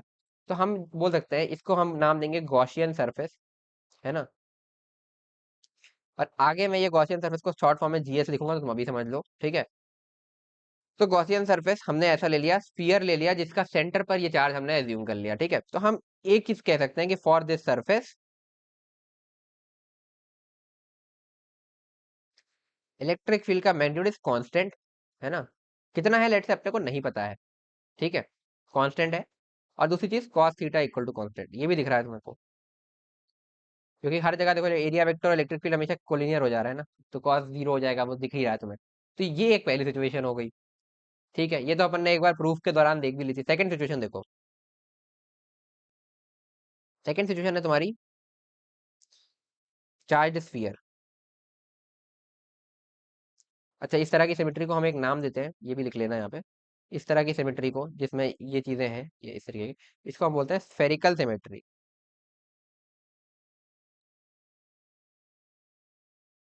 ठीक है। नेक्स्ट है चार्ज स्फीयर। चार्ज स्फीयर कैसा भाई, इस तरीके का, इस तरीके का एक ये स्फीयर है, ठीक है। एक मिनट, ठीक है, इस तरीके का एक स्फीयर है। ये पूरे वॉल्यूम में इसके चार्ज डिस्ट्रीब्यूटेड है इस तरीके से। इस पर हमने इस तरह का एक क्वेश्चन हमने किया था जब हमने चार्ज डिस्ट्रीब्यूशन पढ़े थे, वहां पर हमने बात की थी। तो इस तरीके के पूरे वॉल्यूम में चार्ज डिस्ट्रीब्यूटेड है, और चार्ज डेंसिटी है इसकी रो, और रेडियस है इसका कैपिटल आर, ठीक है। इस तरीके का स्फीयर है जिसमें पूरे वॉल्यूम में चार्ज डिस्ट्रीब्यूटेड है। देखो इस सिचुएशन से कैसे डिफरेंट है, ये केवल एक पॉइंट चार्ज था, केवल ये हमारी बॉडी थी, ये तो हमने गॉसियन सरफेस बनाई थी, ठीक है। यहाँ पर क्या है, इस तरीके का एक पूरा स्फीयर है, मतलब चार्ज बॉल हो गई जिसके पूरे वॉल्यूम में चार्ज डिस्ट्रीब्यूटेड है। अभी तक मैंने एक चीज नहीं बोली है कि ये चार्ज डिस्ट्रीब्यूशन कांस्टेंट है या वेरिएबल है, कुछ भी अभी मैंने कमेंट नहीं किया है इसमें। बस मैंने ये बोला कि चार्ज डिस्ट्रीब्यूटेड है, ठीक है। और उसका चार्ज डिस्ट्रीब्यूशन किस तरीके से है, रो इसकी चार्ज डेंसिटी है। अब चार्ज डेंसिटी तुम्हें भी पता है कि कांस्टेंट भी हो सकती है, वेरिएबल भी हो सकती है, कैसी भी हो सकती है, ठीक है। इतना हमने बता दिया। चलो आगे बढ़ते हैं, है ना। चलो, हम्म, ये हो गया, ठीक है। तो इस केस में भी स्फेरिकल सिमेट्री होगी, क्योंकि इसमें हमें दिख रहा है कि चार्ज स्फेरिकली सिमेट्रिकल वे में डिस्ट्रीब्यूटेड है। तो हमने क्या किया, इसमें हम गॉसियन सरफेस कैसा लेते हैं, है ना। लेट से हमने इस तरीके का एक गॉसियन सरफेस लिया, स्मॉल रेडियस आर, इस तरीके का एक हमने ये ले लिया, ठीक है। और इसकी हम एक थिकनेस भी ले लेते हैं, नहीं सॉरी, गड़बड़ कर रहा हूँ, एक मिनट सॉरी। इस तरीके का हमने गॉसियन सरफेस ले लिया, ठीक है। आर रेडियस टाइप का ये हमारा गॉसियन सरफेस हो गया, डन। अगर मुझे इनसाइड पॉइंट्स के लिए चाहिए, है ना, इस इनसाइड पॉइंट के लिए मुझे इलेक्ट्रिक फील्ड चाहिए, तो हम क्या कह रहे हैं, इलेक्ट्रिक फील्ड इस डायरेक्शन, इसमें हमने एक अंदाजा लगा रखा है कि इलेक्ट्रिक फील्ड हमेशा इस तरीके की आउटवर्ड टाइप की होगी, ऐसी इस सरफेस के लिए, ठीक है। तो आउटवर्ड पॉइंट्स के लिए हम इस तरीके का गॉसियन सरफेस ले सकते हैं, और आउटसाइड पॉइंट्स के लिए हम इस तरीके का गॉसियन सरफेस ले सकते हैं, ये, है ना। ये भी अगेन हमने इसके सेंटर को collinear with the centre of this sphere लिया है, बट ये हमने कुछ लेट से आर डैश टाइप का रेडियस ले लिया। तो फॉर आउटसाइड पॉइंट्स हम ये वाला गॉसियन सरफेस ले सकते हैं, for electric field eight outside point, है ना। ये तो मैं तुम्हें जब हम इसको डिराइव करेंगे ना, तो मैं तुम्हें अच्छे से दिखाऊंगा, electric field eight inside points, ठीक है। तो इस तरीके का, तो अगर हम इस तरीके का गॉसियन सरफेस लेंगे तो हमें ये पता है, ये डायरेक्शन हमें पता है कि इस पर भी इलेक्ट्रिक फील्ड इस तरीके की होगी, इसलिए हमने ये लिया। तो इन दोनों ही सर्फेसेस में तुम्हें दिख रहा होगा कि cos थीटा भी कांस्टेंट हो गया है, इन दोनों के लिए ही, इसके लिए भी और इसके लिए भी। हम बोल सकते हैं cos थीटा भी कांस्टेंट है, ठीक है। और इलेक्ट्रिक फील्ड का मैग्नीट्यूड भी कांस्टेंट है, ये हमें पहले से पता है क्योंकि सिमेट्रिकल सिचुएशन है ना, इसलिए। तो इसलिए हम इसमें गॉस लॉ लगा सकते हैं, और फिर कितना होगा वो हम कैलकुलेट करेंगे, क्योंकि अभी तक स्फीयर का इलेक्ट्रिक फील्ड तुमने देखा नहीं है शायद, क्योंकि अब ये हमने वहां पर हम इससे डिराइव नहीं कर पाए थे इसको, by using our Coulomb's law. तो अब हम इसको डिराइव करेंगे, ठीक है। आगे करेंगे, आगे के लेक्चर में, अभी नहीं कर रहे। अब एक चीज मैं तुम्हें बता दूं कि ये जो सिमेट्रिकल सिचुएशन हमने ली, मैंने बोला इस तरीके से चार्ज डिस्ट्रीब्यूटेड है ना, ध्यान से देखना, पूरे वॉल्यूम में चार्ज डिस्ट्रीब्यूटेड है, सेंटर इसका ये हो गया, और चार्ज किससे डिस्ट्रीब्यूटेड था, रो से, है ना, और रेडियस इसका आर था। तो क्या ऐसा ही हर डिस्ट्रीब्यूशन के लिए हम कह सकते हैं सिमेट्रिकल सिचुएशन है। तो ध्यान से देखना, सिमेट्रिकल सिचुएशन ये केवल दो केस में होगी, कि रो जो है तुम्हारा या तो हो जाए कांस्टेंट, है ना, या हो जाए function of r. Function of r का मतलब क्या हुआ कि आर के साथ वेरी कर रहा है, इस तरीके का, के आर स्क्वायर या 2/r क्यूब, इस तरीके का कोई भी फंक्शन हो गया, तो तुम बोल सकते हो कि हाँ उसके लिए भी हम बोल सकते हैं ये सिमेट्रिकल सिचुएशन है। बट अगर कुछ और हो जाए, लेट से मैं ऐसा बोलूं कि इस पॉइंट को मैं बोल देता हूँ ओरिजिन, है ना, और यहाँ से मैं जैसे जैसे एक्स दूरी बढ़ रहा हूँ तो एक्स के साथ ये वेरी कर रहा है ना, तो वो अनसिमेट्रिकल सिचुएशन हो जाएगी, तो वो चीज नहीं हो सकती, बट आर का फंक्शन है तो ये सिमेट्रिकल सिचुएशन होगी। क्यों होगी, ये देख सकते हो तुम, ठीक है। यहाँ से अगर मैं इस तरीके से गॉसियन सरफेस दूं, एक आर टाइप का रेडियस लिया मैंने और इससे मैंने एक गॉसियन सरफेस बनाई, है ना, तो इस गॉसियन सरफेस के लिए जो भी होगा, है ना, चार्ज डेंसिटी होगी वो कांस्टेंट होगी, ठीक है, क्योंकि आर के साथ वेरी कर रही है ना। तो इस गॉसियन सरफेस के लिए जो तुम्हारी चार्ज डेंसिटी होगी फॉर दिस डिफरेंशियल एलिमेंट, जो रो होगा वो कांस्टेंट हो जाएगा, तो तुम बोल सकते हो for this Gaussian surface rho is same at all points, है ना, क्योंकि आर रेडियस वाले पॉइंट्स है ना। तो अब ये अगर तुम यहाँ समझ में आ गया होगा कि अगर रो कांस्टेंट है, तब तो है ही है, कांस्टेंट चार्ज डिस्ट्रीब्यूशन मतलब पूरे में यूनिफॉर्मली चार्ज डिस्ट्रीब्यूटेड है, तब तो ये सिमेट्रिकल सिचुएशन है ही। बट अगर जो रो है वो आर के साथ वेरी कर रहा है ना, इस तरीके का कोई फंक्शन है, तो भी ये तुम इसमें गॉस लॉ लगा सकते हो। जब लगाऊंगा तो तुम्हें अच्छे से दिखाऊंगा कि कैसे किया हमने, ठीक है, क्योंकि इस पर्टिकुलर जो हमारा गॉसियन सरफेस हमने लिया है, इस पर्टिकुलर गॉसियन सरफेस के लिए हर पॉइंट पर रो सेम है, ठीक है। मेरे ख्याल से चीज क्लियर हो गई होगी, है ना।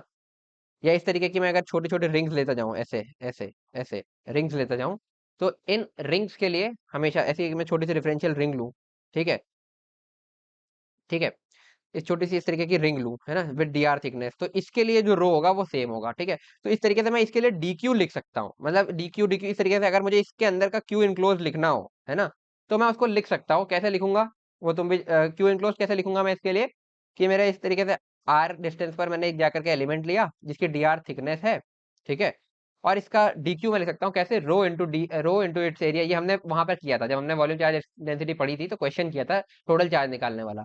तो अगर ये रो आर के साथ वेरी कर रहा है तो मैं इसका टोटल चार्ज भी लिख सकता हूँ, कांस्टेंट है तब तो मैं लिख ही सकता हूँ कि रो इनटू इट्स क्या कहते हैं volume, that is the answer, है ना। तो वो दोनों चीजें ठीक है। बट अगर ये आर के अलावा कुछ और किसी तरीके से वेरी करेगा, मतलब कुछ रैंडम डिस्ट्रीब्यूशन दे दिया कि जैसे इस रीजन में ज्यादा है और इस रीजन में कुछ कम दूरी पर ऐसे दूर दूर चार्ज है, तो उसके लिए तुम कुछ नहीं कह सकते, उसके लिए हम गॉस लॉ नहीं लगा सकते, चाहे स्फीयर हो चाहे ना हो, कोई फर्क नहीं पड़ता। तो रो या तो कांस्टेंट हो या तो ये हो, ठीक है, और यही है, ठीक है। चलो आगे बढ़ते हैं, है ना। नेक्स्ट नेक्स्ट सिमेट्रिकल सिचुएशन क्या है, लाइन चार्ज। तुमने लाइन चार्ज पढ़ा होगा, जब हमने लाइन चार्ज की इलेक्ट्रिक फील्ड हमने निकाली, इस तरीके का अगर मेरे पास इनफाइनाइटली वाला जो line charge, infinitely long line charge होता था इस तरीके का, तो इसकी इलेक्ट्रिक फील्ड हमने ऑलरेडी कैलकुलेट की हुई है, ठीक है। तो ये भी एक सिमेट्रिकल सिचुएशन है, कैसे दिखाता हूँ। लेट से मैंने इसके अराउंड एक सिलेंडर इमेजिन किया, एक मिनट व्हाइट कलर से बना लेते हैं। इसके अराउंड मैंने एक सिलेंडर इमेजिन किया इस तरीके का।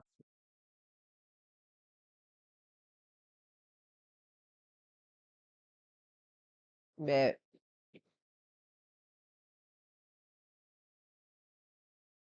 तो अच्छा बन गया यार।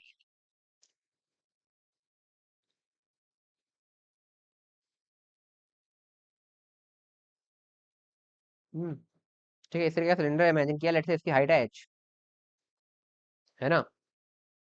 तो एक काम करता हूँ, ये एच में थोड़ा सा कहीं और लिखता हूँ, इधर लिख देता हूँ, है ना। तुम एक चीज नोटिस करोगे कि तुम्हें इसकी डायरेक्शन तो पता ही है ना, कि लाइन चार्ज की वजह से डायरेक्शन कैसी होती है, इस पॉइंट पर कुछ ऐसी होगी, इस पॉइंट पर कुछ ऐसी होगी, इलेक्ट्रिक फील्ड की डायरेक्शन है ये, है ना। इस पॉइंट पर ऐसी होगी, इस पॉइंट पर ऐसी होगी, तो तुम एक चीज कह सकते हो कि सिलेंडर के हर पॉइंट पर इलेक्ट्रिक फील्ड परपेंडिकुलरली बाहर निकलती हुई सी होगी, है ना।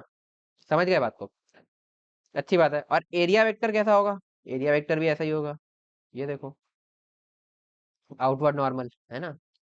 तो ये हो गया, तो इसके कर्व्ड सरफेस पे, ये जो सिलेंडर का पूरा कर्व्ड सरफेस है, इस पर तुम्हें एक चीज दिख रही है कि for this Gaussian surface, curved surface की अगर मैं बात करूं, कर्व्ड पार्ट के लिए, है ना, तो कर्व्ड पार्ट के लिए मैं बोल सकता हूँ कि ई बार और ए बार जो है ना, पहली बात तो इलेक्ट्रिक फील्ड का मैग्नीट्यूड जो है वो कांस्टेंट है ना। वो कितना है अपने को नहीं पता, बट इतना पता है कि आर दूरी पर जो जहां होगा, क्योंकि सिमेट्रिकल टाइप की सिचुएशन है, तो ये कांस्टेंट ही रहेगा, ठीक है, ये। एंड एरिया वेक्टर का जो एंड क्या कहते हैं, जो तुम्हारा कॉस थीटा होगा वो भी कांस्टेंट होगा।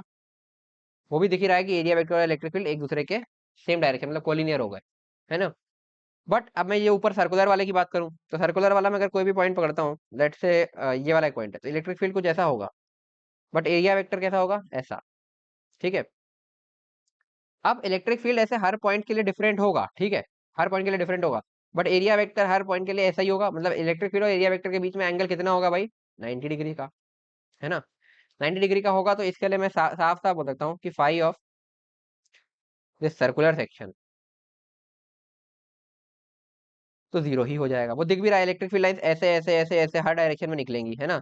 तो इस पर तो ग्रेज करती हुई निकल जाएगी ना, तो इस पर कोई फ्लक्स होगा नहीं वैसे भी, क्योंकि सरफेस के पैरेलली ही इलेक्ट्रिक फील्ड लाइन, इस सर्कुलर सरफेस के पैरेलली ही इलेक्ट्रिक फील्ड लाइन ऐसे हर डायरेक्शन में जा रही होंगी, तो इसका तो वैसे भी फ्लक्स नहीं होगा। तो मैं सीधे सीधे बोल सकता हूँ कि फाई ऑफ कंप्लीट सिलेंडर होना चाहिए था phi of curved surface plus phi of circular part, है ना। तो सर्कुलर पार्ट तो वैसे ही दिख रहा है, जीरो हो जाएगा, तो केवल कर्व्ड सरफेस का जो फ्लक्स होगा वही इसका होगा। और कर्व पार्ट के लिए हम बोल ही चुके हैं कि इलेक्ट्रिक फील्ड भी कांस्टेंट है और कॉस थीटा भी कांस्टेंट है, तो ये भी एक सिमेट्रिकल सिचुएशन बन जाती है यार।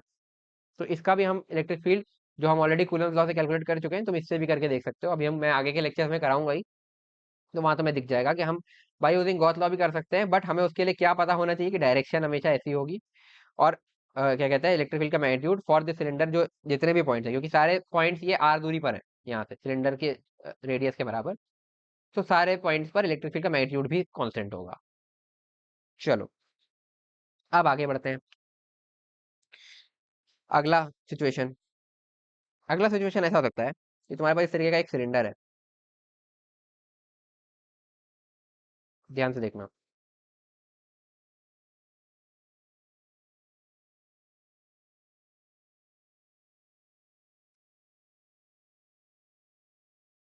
ए यार,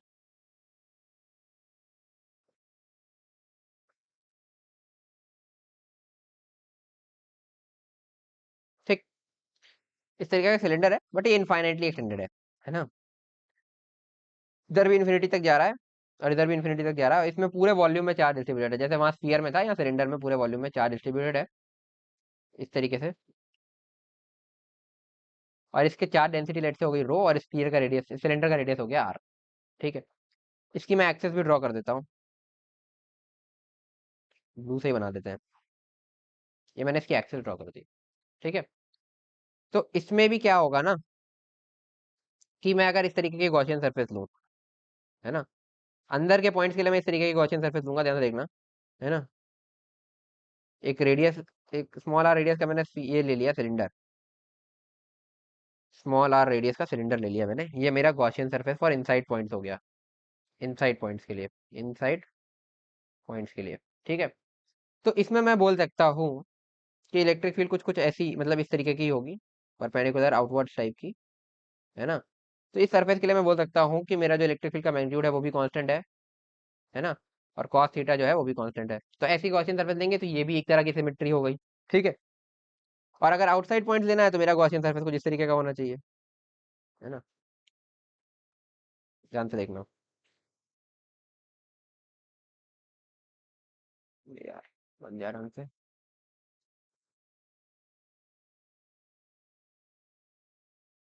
इस तरीके का। ठीक है। ये हो गई मेरी Gaussian surface for outside points, outside points, है ना। ठीक है। ये हो गई Gaussian surface for outside points. चलो, ठीक है। बट इसमें भी रो पर कंडीशन है भाई, जैसे ऊपर था ना, कि रो इसमें भी या तो कांस्टेंट हो जाए या तो फंक्शन ऑफ आर हो जाए। आर क्या है, यही रेडियस ऑफ द सिलेंडर, यानी कि ऐसे आर डिस्टेंस, मैं इसका अगर टोटल चार्ज लिखना चाहूँ इसके अंदर का, तो मैं वही करूंगा कि स्मॉल आर डिस्टेंस पर जाकर के एक एलिमेंट लूंगा सिलेंड्रिकल टाइप का, और उस पर लिखूंगा, वो जब मैं तुम्हें डिराइव कराऊंगा तो तुम्हें दिखाऊंगा। बट अभी तुम इतना समझ लो कि या तो रो कांस्टेंट होना चाहिए या तो फंक्शन ऑफ आर होना चाहिए, मतलब इस रेडियस ऑफ सिलेंडर का फंक्शन। और एक चीज और, ये हमने सारे एच हाइट के लिए हैं, ठीक है, ये भी एच हाइट, ये भी एच हाइट, इनफाइनाइट हाइट का नहीं लिया है। क्यों नहीं लिया वो जब मैं तुम्हें डिराइव कराऊंगा तो दिखाऊंगा, ठीक है।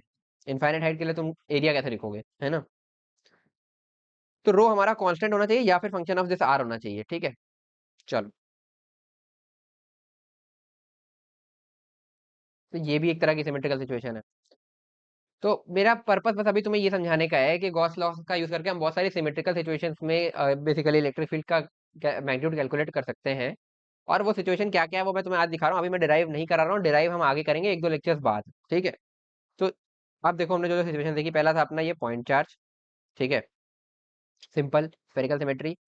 ये था तुम्हारा चार्ज स्फीयर, तो ये भी एक तरह का स्फेरिकल सिमेट्री है ना, स्फेरिकल सिमेट्री ही है ये भी, ठीक है। ये हो गया। फिर ये आया तुम्हारा लाइन चार्ज। लाइन चार्ज में तुम्हें दिख रहा होगा सिलिंड्रिकल सिमेट्री है, ये सिलिंड्रिकल सिमेट्री, है ना। अगला ये जो तुम्हारा चार्ज सिलेंडर आया है, ये भी तुम्हारा स्फेरिकल सॉरी सिलिंड्रिकल सिमेट्री है, सिलिंड्रिकल सिमेट्री है ये भी, ठीक है, इस तरीके से। तो ये सारे केसेस में हम गॉस लॉ का यूज करके इलेक्ट्रिक फील्ड की कैलकुलेशन कर सकते हैं, जो हम आगे करेंगे, ठीक है।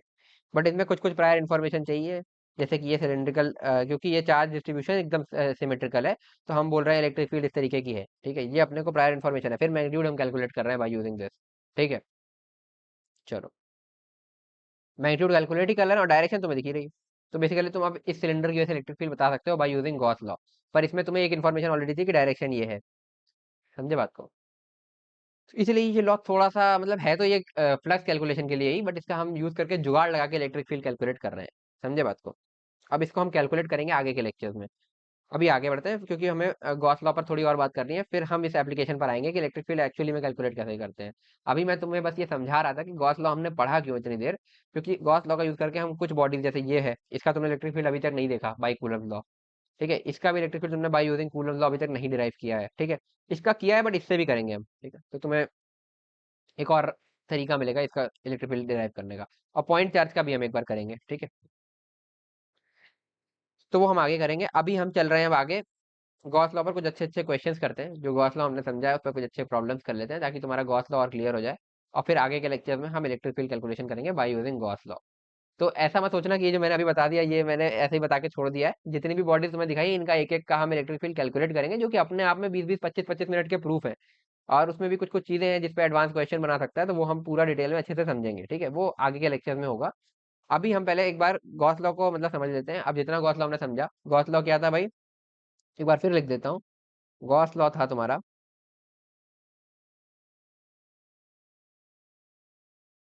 Phi due to Gaussian surface is equal to integration of E bar dot D A bar is equal to q inside by epsilon naught. तो अब इसका यूज करके हम कुछ क्वेश्चंस देखने वाले हैं, तो उनको समझ लेते हैं, फिर आगे के लेक्चर में इलेक्ट्रिक फील्ड वगैरह हम कैलकुलेट करेंगे। तो चलो आगे बढ़ते हैं।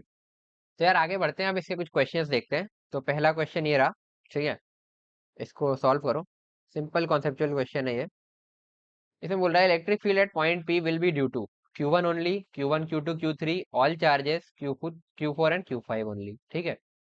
तो ये मैंने तुम्हें कॉन्सेप्ट है बेसिकली, मैंने तुम्हें पहले बता दिया कि इस पॉइंट पी पर इलेक्ट्रिक फील्ड तो भाई देखो सबकी वजह से होगी। तो इसका आंसर तो सीधे सीधे समझ में आना चाहिए कि ऑल चार्जेस होना चाहिए, सब चार्जेस की वजह से इलेक्ट्रिक फील्ड होगी। बट अगर मैं बात करूं फ्लक्स एट पॉइंट पी, तो that will be due to, पहली बात तो फ्लक्स भी सबकी वजह से ही होगा, है ना, क्योंकि देखो ध्यान से। तो अगर मैं इस पर एक छोटा सा एलिमेंट लूंगा, ठीक है, तो क्या कहते हैं, छोटा सा एलिमेंट लूंगा इस पर्टिकुलर पॉइंट पर, तो उसका फ्लक्स तो सबकी वजह से होगा। बट अगर मैं flux of this Gaussian surface, है ना, इसकी बात करूं, that would be due to Q1 Q2 Q3 only, क्योंकि Q4 और Q5 जो है ना, इनके लिए वही हो जाएगा आउटसाइड चार्जेस। तो इसलिए इनकी वजह से नो नेट फ्लक्स, फ्लक्स तो होगा इनका भी, है ना। तो जैसे वही मैं तुमसे कह रहा था, थोड़ी सी एक डीप बात बताता हूँ कि अगर तुमसे पूछ ले कि फ्लक्स एट पॉइंट पी, इस पॉइंट पी पर अगर मैं छोटा सा एक डीए टाइप का एरिया ले लूं इस तरीके का, तो इस पॉइंट का फ्लक्स किसकी किसकी वजह से होगा। तो तुम्हारा आंसर ये नहीं होगा कि Q1 Q2 Q3 की वजह से होगा, क्योंकि इन तीनों की वजह से तो होगा ही। बट अगर तुम ध्यान से देखो तो इस Q5 की वजह से अगर मैं बात करूं, इस Q5 की अगर मैं बात करूं, यहाँ पर जो Q5 रखा था, कहाँ गया, है ना, इस Q5 की वजह से अगर मैं बात करूं, तो इलेक्ट्रिक फील्ड आएगा कुछ एक मिनट, इलेक्ट्रिक फील्ड आएगा इस पॉइंट पर कुछ इस तरीके का, ठीक है।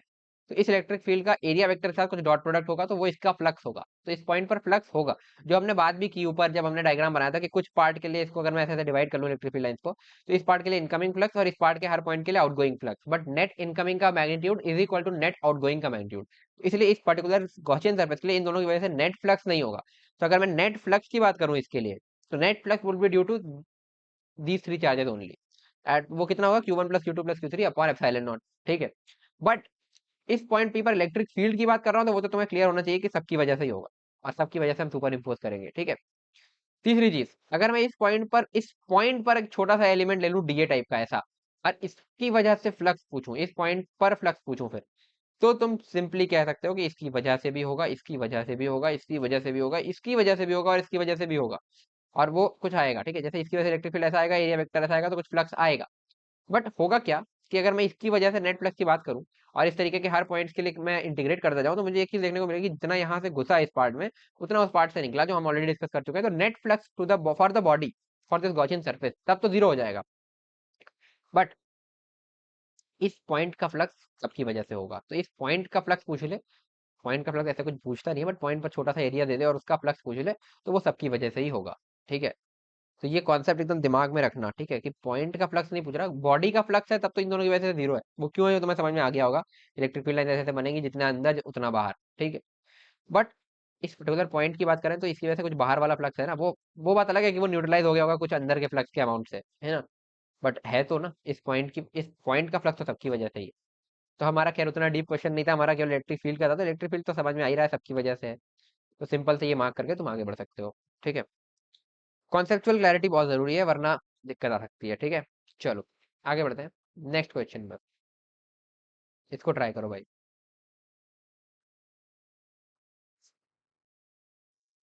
तो इसमें बोल रहा है, इसमें हेमिस्फेरिकल शेल है बेसिकली, है ना। If Q is at the centre of the parent sphere, मतलब अगर इसको ये पूरा स्फीयर होता तो उसके सेंटर पर होता ये क्यू, ऐसा कहने का मतलब है। तो कर्व्ड सरफेस का फ्लक्स बताओ, है ना, कर्व्ड सरफेस का फ्लक्स। चलो, तो इसके दो तीन मेथड है भाई। तो पहला मेथड तो ये है कि ये बोल रहा है कि मैं क्या करूं, बेसिकली ये बोल रहा है कि इस तरीके का एक हेमिस्फीयर शेल है ना, ये इसके सेंटर पर यहाँ पर चार्ज रखा है क्यू, इसके कर्व सरफेस का वो बताना है मेरे को फ्लक्स। तो मैं क्या करता हूँ, इसको मैं पूरा स्फीयर कंप्लीट कर लेता हूँ ऐसा, इस तरीके से इसको मैं पूरा स्फीयर ही बना लेता हूँ। अब ये पूरा स्फीयर बन गया, है ना। तो मैं एक चीज बोल सकता हूँ कि फाई ऑफ दिस स्फीयर, ये पूरा क्लोज सरफेस हो गया, वो क्लोज सरफेस नहीं था। ये कितना है भाई, क्यू बाय एप्सिलॉन नॉट। ठीक है, क्यू बाय एप्सिलॉन नॉट। तो एक चीज बताओ, जो इलेक्ट्रिक फील्ड इससे निकल रही होंगी, देखो इस वाले पॉइंट पर जो इसके सरफेस पर निकल रही होंगी, है ना, जो बीच में जो मतलब फ्लैट सरफेस से निकल रही होंगी, वो उनका फ्लक्स तो जीरो ही होगा, क्योंकि देखो इलेक्ट्रिक फील्ड और एरिया वेक्टर परपेंडिकुलर है। बाकी जो अलग डायरेक्शन में निकल रही है, जितनी इधर निकल रही है इस हाफ में, उतनी ही इस हाफ में भी निकल रही होगी इलेक्ट्रिक फील्ड लाइन, है ना, बराबर सिमेट्रिकल सिचुएशन है। तो मैं ऐसा बोल सकता हूँ, अगर मैं इस पार्ट को हाफ वन बोल दूं और इस पार्ट को मैं हाफ टू बोल दूं, तो phi of this half one is equal to phi of this half two, है ना। और वो टोटल फाइव के बराबर, टोटल फाइव का आधा होना चाहिए, यानी कि क्यू बाई एप्सिलॉन नॉट का आधा होना चाहिए। यानी कि आंसर हमारा क्या होना चाहिए, q by two epsilon not. समझे बात को, पेजेस ऐड करने पड़ेंगे यार, कुछ दिक्कत हो रही है।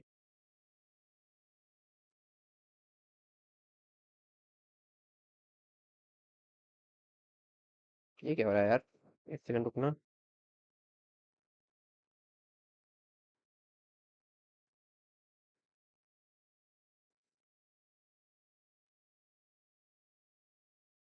हम्म, ठीक है। तो ये हो गया इसका मेथड वन, डन।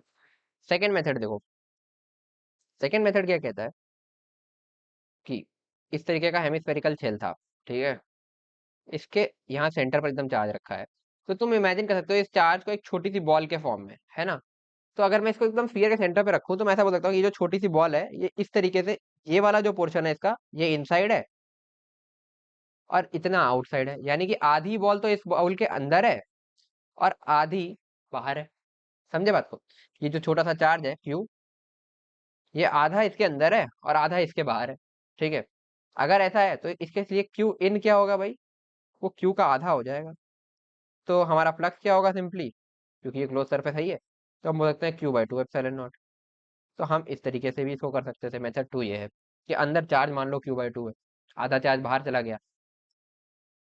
तीसरा मेथड भाई, इसमें ना गॉस लॉ लगाना है, ना ही मतलब इसमें गॉस लॉ का बिना हम कर रहे हैं डायरेक्टली फ्लक्स की इन्फॉर्मेशन। अगर तुम्हें गॉस लॉ नहीं आता तो तुम क्या करते? तो ये क्या है, डायरेक्ट मेथड है ना इस तरीके का। काम करता हूँ इसमें मैं प्रॉपर हेमिस्फीयर बना देता हूँ क्योंकि इसमें मेरे को जरूरत पड़ेगी। इस तरीके का स्फीयर हो गया, इसका सेंटर हो गया। अब मैं क्या करता हूँ, इरेजर लेकर के इसको काट देते हैं, है ना। Done। ये बन गया अपना हेमिस्फेरिकल सरफेस।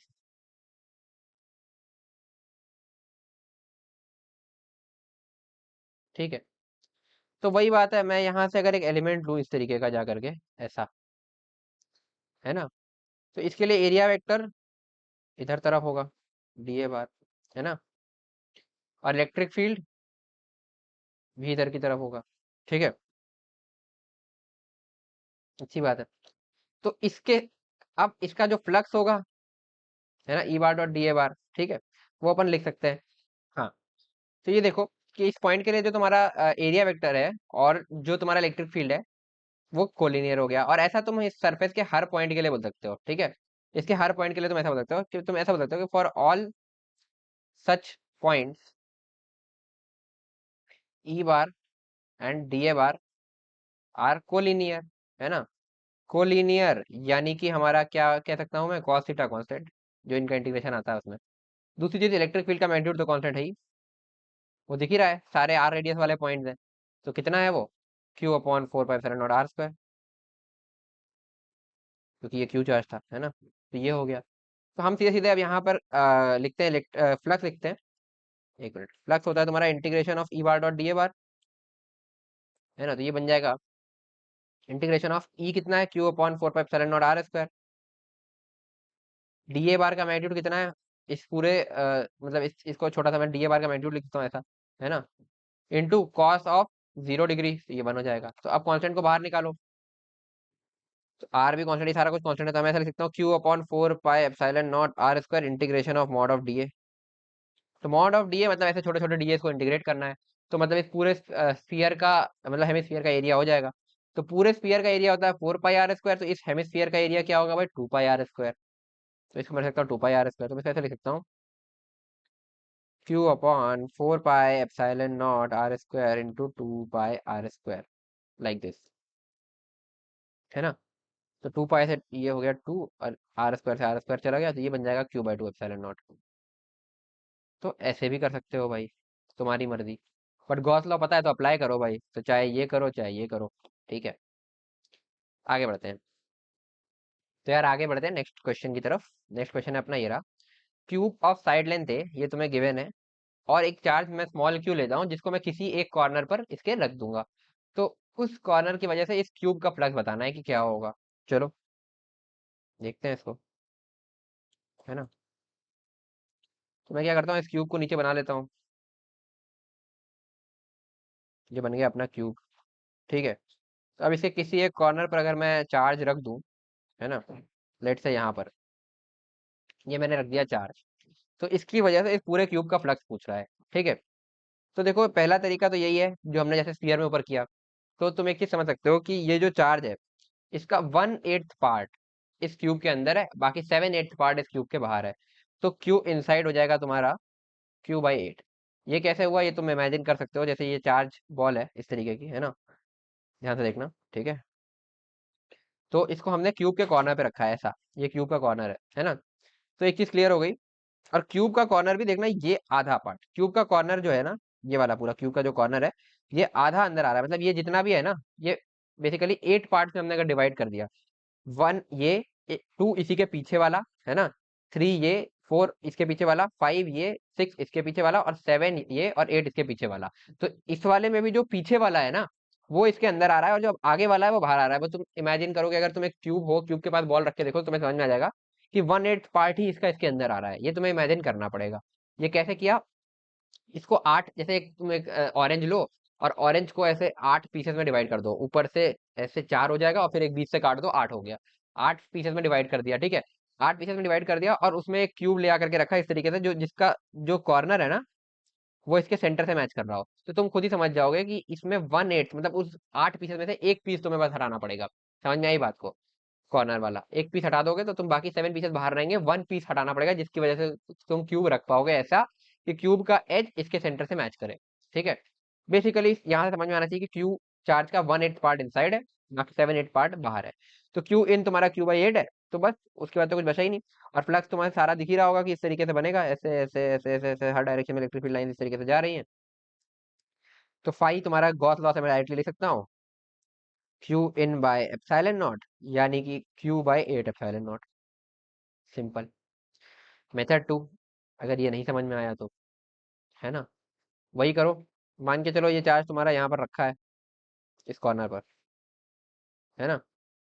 अब इसकी वजह से तुम्हें फ्लक्स लिखना है, तो एक काम करो, इसको किसी तरीके, अगर ये सेंटर पर होता तो तुम बोल सकते थे कि इसके हर फेस से बराबर फ्लक्स जा रहा है ना, तो तुम बोल देते। बट अब ये सेंटर पर नहीं कॉर्नर पर है, तो क्या करें, इसको इमेजिन करो इस तरीके से, इसमें और क्यूब लगाते जाओ ऐसे, तब तक लगाओ जब तक ये किसी क्यूब के सेंटर पर आ जाए। इस तरीके से मैं क्यूब लगा रहा हूँ, देखना ध्यान से। ये थोड़ा सा गड़बड़ बन रहा है, बट इसको समझ जाना, सब एक लाइन एक दूसरे के कोलिनियर होनी चाहिए। ये थोड़ा ड्राइंग में मेरी गड़बड़ हो गई तो इसलिए ऐसा हो रहा है। ठीक है, तो इस तरीके के अगर तुम 8 क्यूब लगा दो सेम साइज के, ऐसे, है ना। वैसे पहला मेथड बेस्ट था समझने के लिए, ठीक है। इस तरीके के अगर तुम 8 क्यूब लगा दो, ठीक है,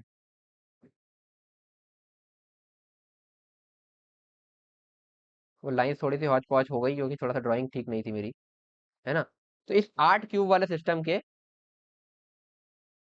सेंटर पर ये चार्ज आ रहा है, ठीक है, समझे बात को। 8 क्यूब वाले सेंटर के क्यूब के सेंटर में ये चार्ज आ रहा है। और अब मुझे बताना था किसी एक क्यूब के थ्रू फ्लक्स, यानी कि इस सरफेस के थ्रू फ्लक्स, इस सरफेस के थ्रू फ्लक्स और एक इसके पीछे। बाकी बाकी तीनों सरफेस तो अंदर चले गए, ये वाला और इसके पीछे वाला, ये तो अंदर चले गए। तो 3 सरफेसेस। अब तुम ध्यान से देखो, अगर मैं एक क्यूब के सेंटर पर चार्ज रखा है, इस तरीके का एक क्यूब है, इसके सेंटर पर चार्ज रखा है, और इसको इस तरीके से मैं डिवाइड कर दूं हर सरफेस को ऐसे 4 पार्ट पे, है ना। तो एक चीज तुम देखोगे, ये सारे पार्ट्स ही सिमेट्रिकल विद रिस्पेक्ट टू, ये आगे पीछे वाले भी डिवाइड होंगे, मैं बना नहीं रहा। ये सारे ही symmetrical with respect to this Q है ना।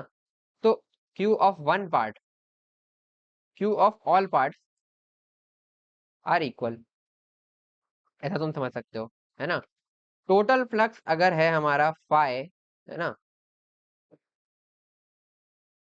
टोटल फ्लक्स अगर फाई है, तो फाई ऑफ वन सरफेस कितना होगा, टोटल फाई अपॉन जितने सरफेसेस दिख रहे होंगे। तो देखो, हर यहाँ पे 4 सरफेसेस हैं, नीचे 4 सरफेसेस, साइड में 4 सरफेसेस, इधर 4 सरफेसेस, आगे 4 सरफेसेस, पीछे 4 सरफेसेस। तो 6 फेसेस, उन पर 4 4 सरफेसेस, तो 24 सरफेसेस बन गए इस तरीके के। तो फाइव ऑफ वन सरफेस कितना होगा, दिस टोटल फाइव बाई 24, क्योंकि 24 फेसेस है। टोटल फाइव कितना है, क्यू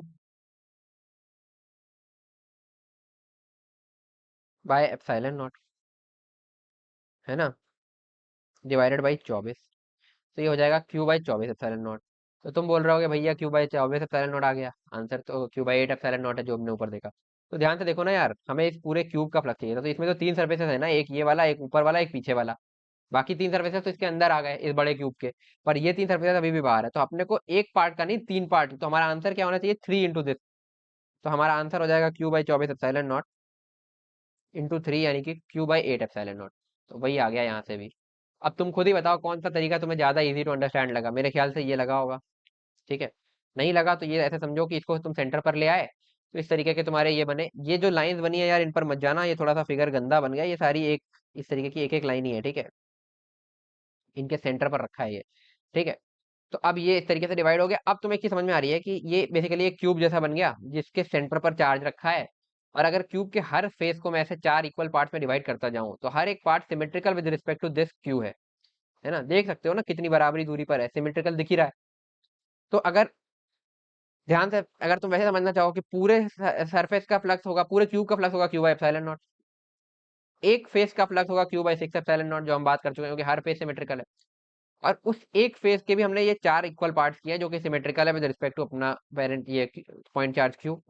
तो अगर पूरे का Q/6 एप्सिलॉन नॉट है, तो एक पार्ट का कितना होगा, Q/6 एप्सिलॉन नॉट अपॉन 4, यानी कि Q/24 एप्सिलॉन नॉट, है ना, ऐसे भी समझ सकते हो।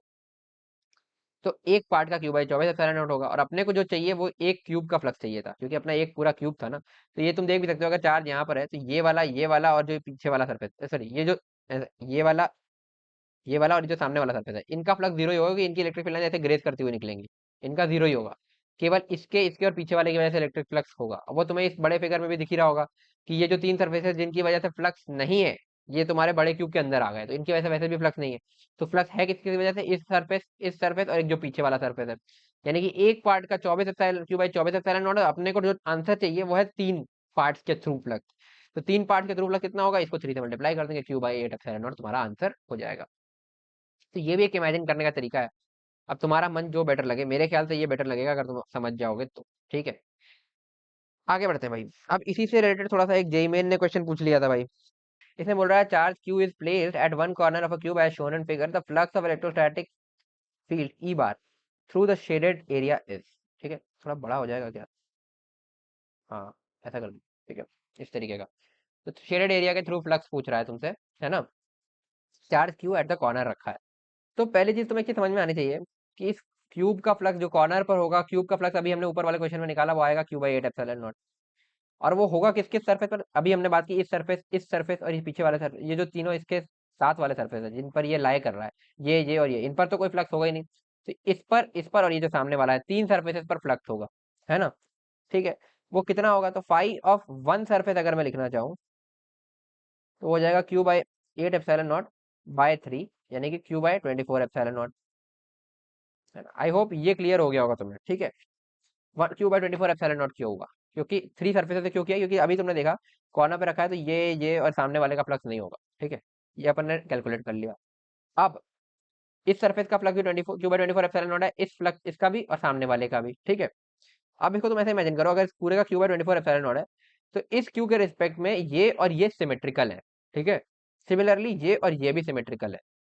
जितनी इलेक्ट्रिक फील्ड लाइंस इस वाले हाफ से पास करेंगी, उतनी ही इस वाले हाफ से पास करेंगी, क्योंकि इस क्यू से ये जो पॉइंट की दूरी है, इस ये है तुम्हारा A√2, और जो ये दूरी है ये भी है A√2। ठीक है, एक मिनट, क्या बोल गया? हाँ, सही तो बोला है। ठीक है, A√2 और ये भी A√2। तो ये जो दोनों पॉइंट्स हैं ये सिमेट्रिकल है विद रिस्पेक्ट टू दिस। तो तुम्हें समझ में आना चाहिए कि अगर मैं ऐसे इसको डिवाइड कर दूं, तो ये जो अनशेडेड ट्राइंगल है और ये जो शेडेड ट्राइंगल है, ये दोनों भी इस क्यू के रिस्पेक्ट में सिमेट्रिकल है। तो अगर इस पूरे सरफेस का फ्लक्स है Q/24 एप्सिलॉन नॉट, तो इस शेडेड वाले का कितना हो जाएगा? उसका भी आधा। ये हो जाएगा Q/24 epsilon not by 2। Similarly इस सरफेस का अगर पूरे का फ्लक्स है Q/24 एप्सिलॉन नॉट, तो यहाँ भी देख सकते हो, क्योंकि ये जो पॉइंट है ये अगेन तुम्हारा जितनी ये कितनी डिस्टेंस पर होगा? एक मिनट, हाँ, ठीक है,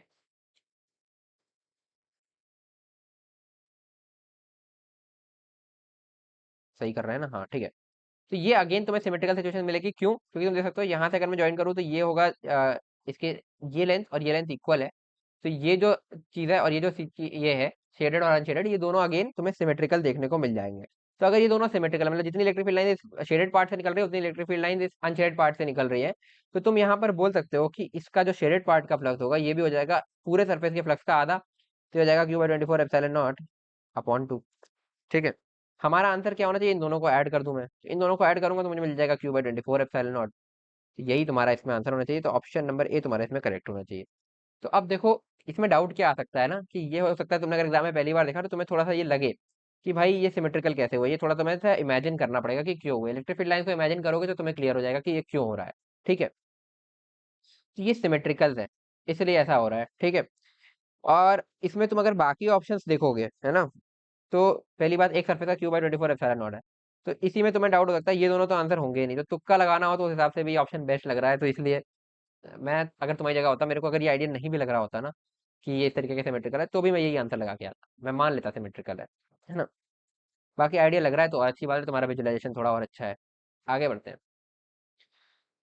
अब एक क्वेश्चन करते हैं जेई एडवांस्ड का। ये क्वेश्चन आया है जेई एडवांस 2022 के अंदर, जो एग्जाम मैंने दिया था। ठीक है, तो मेरे पेपर का क्वेश्चन है, बट बाद में मुझे ही बिलीव नहीं हो रहा था कि ये क्वेश्चन जेई एडवांस में आया था। मुझे लगा कि कुछ मजाक हो रहा है, गलत प्रिंट हो गया है। पहले मैं इसके आगे लिख देता हूँ कि ये है जेईई एडवांस 2022 का क्वेश्चन। तुम्हें भी लगेगा भाई क्या मजाक है, ये एडवांस का क्वेश्चन है क्या? देखो, इसमें बोल रहा है a charge q is surrounded by a close surface consisting of an inverted cone of height h, दिख रहा है, and base radius r as shown in figure. Electric flux through the conical surface, यानी कि इस चार से electric field line निकलेंगी, ऐसे ऐसे ऐसे, ऐसे, है ना, ऐसे, ऐसे, ऐसे, ठीक है, ऐसे, ऐसे, ऐसे, ऐसे, ऐसे। अब तुम्हें खुद ही दिख रहा है यार कि यहाँ से अगर मैं इसको ऐसे काट दूं तो ये सिमेट्रिकल, जो इधर के हाफ में इलेक्ट्रिक फील्ड लाइन निकल रही है उतनी ही इलेक्ट्रिक फील्ड लाइन नीचे के हाफ में निकल रही होगी, है ना। तो अगर पूरे का फ्लक्स क्यू, अगर मैं इस पूरी बॉडी को एक बॉडी मानता हूँ, ये ट्राइंगल प्लस कोन वाला आइसक्रीम जैसा जो बना हुआ है इसको, तो पूरी बॉडी का फ्लक्स होता कितना, फुल बॉडी का फ्लक्स होता है, यहाँ पे लिखता हूँ मैं, फाई ऑफ फुल बॉडी का फ्लक्स होता क्यू बाय एप्सिलॉन नॉट। तो फाई ऑफ वन हाफ का हो जाएगा Q by two epsilon naught. तो ये Q by two epsilon not इस पार्ट का भी है और इस पार्ट का भी है, ठीक है। नहीं समझ में आ रहा तो यहाँ पर इसकी जगह एक स्फीयर इमेजिन कर लो। तो स्फीयर के आप सेंटर पे है, सेंटर से डिवाइड करोगे तो आधे स्फीयर का Q by two epsilon not हो जाएगा। तो जो स्फीयर के थ्रू लाइन पास कर रही है वही ट्राइंगल के थ्रू पास कर रही है, ऐसे भी समझ सकते हो, ठीक है।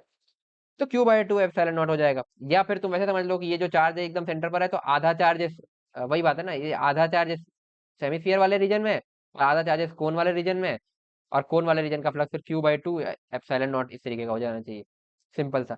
तो आंसर हमारा होना चाहिए q by two epsilon naught. तो यहाँ पे बोला है n q by six epsilon naught, तो लिख लो भाई q by two epsilon naught is equal to n q by six epsilon naught. Q epsilon naught cancel out, तो यहाँ से तुम्हें एन की वैल्यू सीधे सीधे दिख रही होगी कि थ्री आ जाएगी, यही तुम्हारा आंसर है। तो मुझे भी देख करके एक बार को लगा कि भाई कुछ मजाक हो रहा है, ये जे एडवांस का क्वेश्चन नहीं हो सकता, बट ये हमारे ही पेपर में आया था भाई। तो ऐसे क्वेश्चन भी आ जाते हैं, जबकि जे एडवांस 2022 का अच्छा खासा टफ था, उसमें ये की क्वेश्चन भी था। और एक माइंड ब्लो करने वाला फैक्ट ये है कि तुम जेई रिपोर्ट्स अगर कभी तुमने देखी हो, इस क्वेश्चन को 4% लोगों ने सही किया था जिन्होंने उस साल जेई एडवांस दिया था। तो तुम एग्जाम का प्रेशर समझ सकते हो कि अभी तुमसे इजी क्वेश्चन, इतना इजी क्वेश्चन भी लोगों से 4% लोगों से सही हुआ था। 35% लोगों ने अटेम्प्ट ही नहीं किया था, और बचे हुए लोगों ने रॉन्ग किया था, 60% के आसपास। आगे बढ़ते हैं, अब इससे एक अच्छा क्वेश्चन है। अरे ये कहाँ से दोबारा आ गया भाई, बहुत परेशान। आगे चलो, कहाँ गया, अरे ये बार बार क्यों आ रहे हैं। हाँ ये रहा, ये एक अच्छा क्वेश्चन है, ठीक है। ये थोड़ा सा डिफरेंट है उससे, जेई एडवांस्ड वाले क्वेश्चन से भी टफ क्वेश्चन, ये मैंने खुद मतलब तुम्हारे लिए ढूंढ के निकाला, बनाया है खुद ही। तो उसमें क्या था ना, यहाँ पर रखा था चार्ज, तो बड़ा काम आसान हो गया था। अब ये बोल रहा है कि कोन के एपेक्स पे चार्ज रखा है। अब बताओ कि इस चार्ज की वजह से सर्कुलर सेक्शन का फ्लक्स कितना होगा, यानी कि इस पर्टिकुलर सेक्शन का फ्लक्स। तुम्हें खुद ही दिख रहा है इलेक्ट्रिक फील्ड लाइन ऐसे ऐसे ऐसे ऐसे जाएंगी पूरे में, तो इस रीजन का फ्लक्स तो वैसे भी जीरो ही हो जा रहा है ना। सर्कुलर सेक्शन का फ्लक्स बताओ। बट इसको तुम गॉस लॉ से नहीं कर पाओगे, मैं तुम्हें पहले ही बता दे रहा हूँ, क्योंकि तुम्हें ये नहीं पता ना कि इसमें कितना चार्ज इसके अंदर है ना, ठीक है, तो दिक्कत आएगी। तो कैसे करोगे, इसके लिए एक कॉन्सेप्ट लगता है जिसको हम बोलते हैं कंसेप्ट ऑफ सॉलिड एंगल। तो ये सॉलिड एंगल हो सकता है तुमने पढ़ा हो 11th में, वैसे मेरे ख्याल से नहीं पढ़ा होगा। तो ये कॉन्सेप्ट ऑफ सॉलिड एंगल हम नेक्स्ट क्लास यहीं से स्टार्ट करेंगे। पहले हम समझेंगे ये सॉलिड एंगल होता क्या है, फिर हम इस क्वेश्चन को सॉल्व करेंगे। तो ये है अच्छा क्वेश्चन, मुझे लगा यार जेई एडवांस में आया तो एटलीस्ट ये करता है, मतलब यहाँ पर चार्ज रखता और सर्कुलर सेक्शन का फ्लक्स पूछता, ऐसा कुछ करता। या यहाँ पर चार्ज रखता, मैं अगर क्वेश्चन बना रहा था तो मैं यहाँ पर रखता, मैं बोलता इस सर्कुलर सेक्शन का आप वो बताओ, है ना, कि कितना फ्लक्स है। तो तुम्हें यहाँ से समझ में आता है, जो मैंने अभी क्वेश्चन पूछा है कि इस सेक्शन का फ्लक्स कितना है ना, ध्यान से देखना। जो मैंने पूछा वो इस सेक्शन का फ्लक्स कितना है, तो तुम यहाँ से देखोगे अगर इलेक्ट्रिक फील्ड लाइन बनाओगे, तो जो भी इलेक्ट्रिक फील्ड लाइन इसके थ्रू पास करेंगी वही इलेक्ट्रिक फील्ड लाइन इस सर्कुलर सेक्शन के थ्रू भी पास करेंगी। तो अगर मैं तुम्हें इस क्वेश्चन में बोल दूं कि यहाँ पर चार्ज रखा है और इस सर्कुलर सेक्शन का फ्लक्स बताना है, तो वो एक अच्छा क्वेश्चन हो जाएगा जिसमें तुम्हारा एक कॉन्सेप्ट ऑफ सॉलिड एंगल भी लगेगा। तो मुझे लग रहा था कि, क्योंकि मैंने एक टीचर का वीडियो देखा, उन्होंने ही कराया था क्लास में, तो मुझे लगा यार ऐसा तो नहीं कि ये बच्चों को बेवकूफ बना रहे हैं, यहाँ पर चार्ज रख दिया इन्होंने, चार्ज यहाँ रखा होगा एडवांस में। बट ऐसा नहीं है, एडवांस ने बहुत इजी क्वेश्चन पूछ लिया था, यहाँ रख देता तो अच्छा क्वेश्चन बन जाता।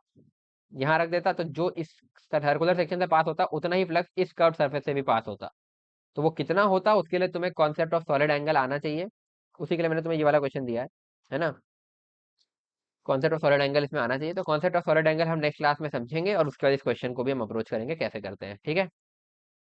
तो आई होप तुम्हें आज का लेक्चर अच्छे से समझ में आया होगा, जो भी पढ़ाया उसमें कोई डाउट नहीं होना चाहिए। अगर कोई भी डाउट है तो तुम कमेंट सेक्शन में पूछ सकते हो, बट साथ में टाइम स्टैम्प डाल देना कि किस पॉइंट पर तुम्हें वो डाउट आया था, क्योंकि आज का लेक्चर यार काफी फंडामेंटल है और ये पूरा बेस है तुम्हारा फ्लक्स गॉस लॉ का। तो आगे 2-3 लेक्चर में जो भी हम इलेक्ट्रिक फील्ड का डेरिवेशन करेंगे, या जो भी जैसे भी ये कल कॉन्सेप्ट ऑफ सॉलिड एंगल पढ़ेंगे, इन सब में उन कॉन्सेप्ट का यूज आएगा, तो उनको अच्छे से समझा है कि नहीं, जो भी आज हमने पढ़े वो बहुत इंपॉर्टेंट रहेगा आगे के तुम्हारे 2-3 लेक्चर और इस पूरे टॉपिक में। और फ्लक्स और गॉस लॉ ऐसा टॉपिक है यार कि इलेक्ट्रोस्टैटिक्स के काफी सारे क्वेश्चन इसी पार्ट से बनते हैं। जो तुम्हें जेई मेन में भी दिख जाएंगे, एडवांस में इस साल भी एक बहुत अच्छा फ्लक्स का क्वेश्चन आया है। और उसमें कुछ कॉन्सेप्ट अभी हमें और पढ़ने हैं, वो पढ़ के मैं तुम्हें वो क्वेश्चन दिखाऊंगा। और तुम्हें उसका एक माइंड ब्लो करने वाला मेथड बताऊंगा कि जो है तुम उसको विद इन 30 सेकंड्स कर सकते थे, जिसको कई टीचरों ने भी 10-10 मिनट में क्लासेस में सॉल्व किया है, ठीक है। तो वो भी हम आगे डिस्कस करेंगे। तो आई होप तुम्हें आज की वीडियो पसंद आई। अगर पसंद आई तो वीडियो को लाइक करना यार, जितना हो सके अपने दोस्तों के साथ शेयर करो, और अगर तुमने अभी तक चैनल को सब्सक्राइब नहीं किया है तो जल्दी से सब्सक्राइब कर लो। तो मिलते हैं यार नेक्स्ट वीडियो में। Till then stay motivated and keep studying.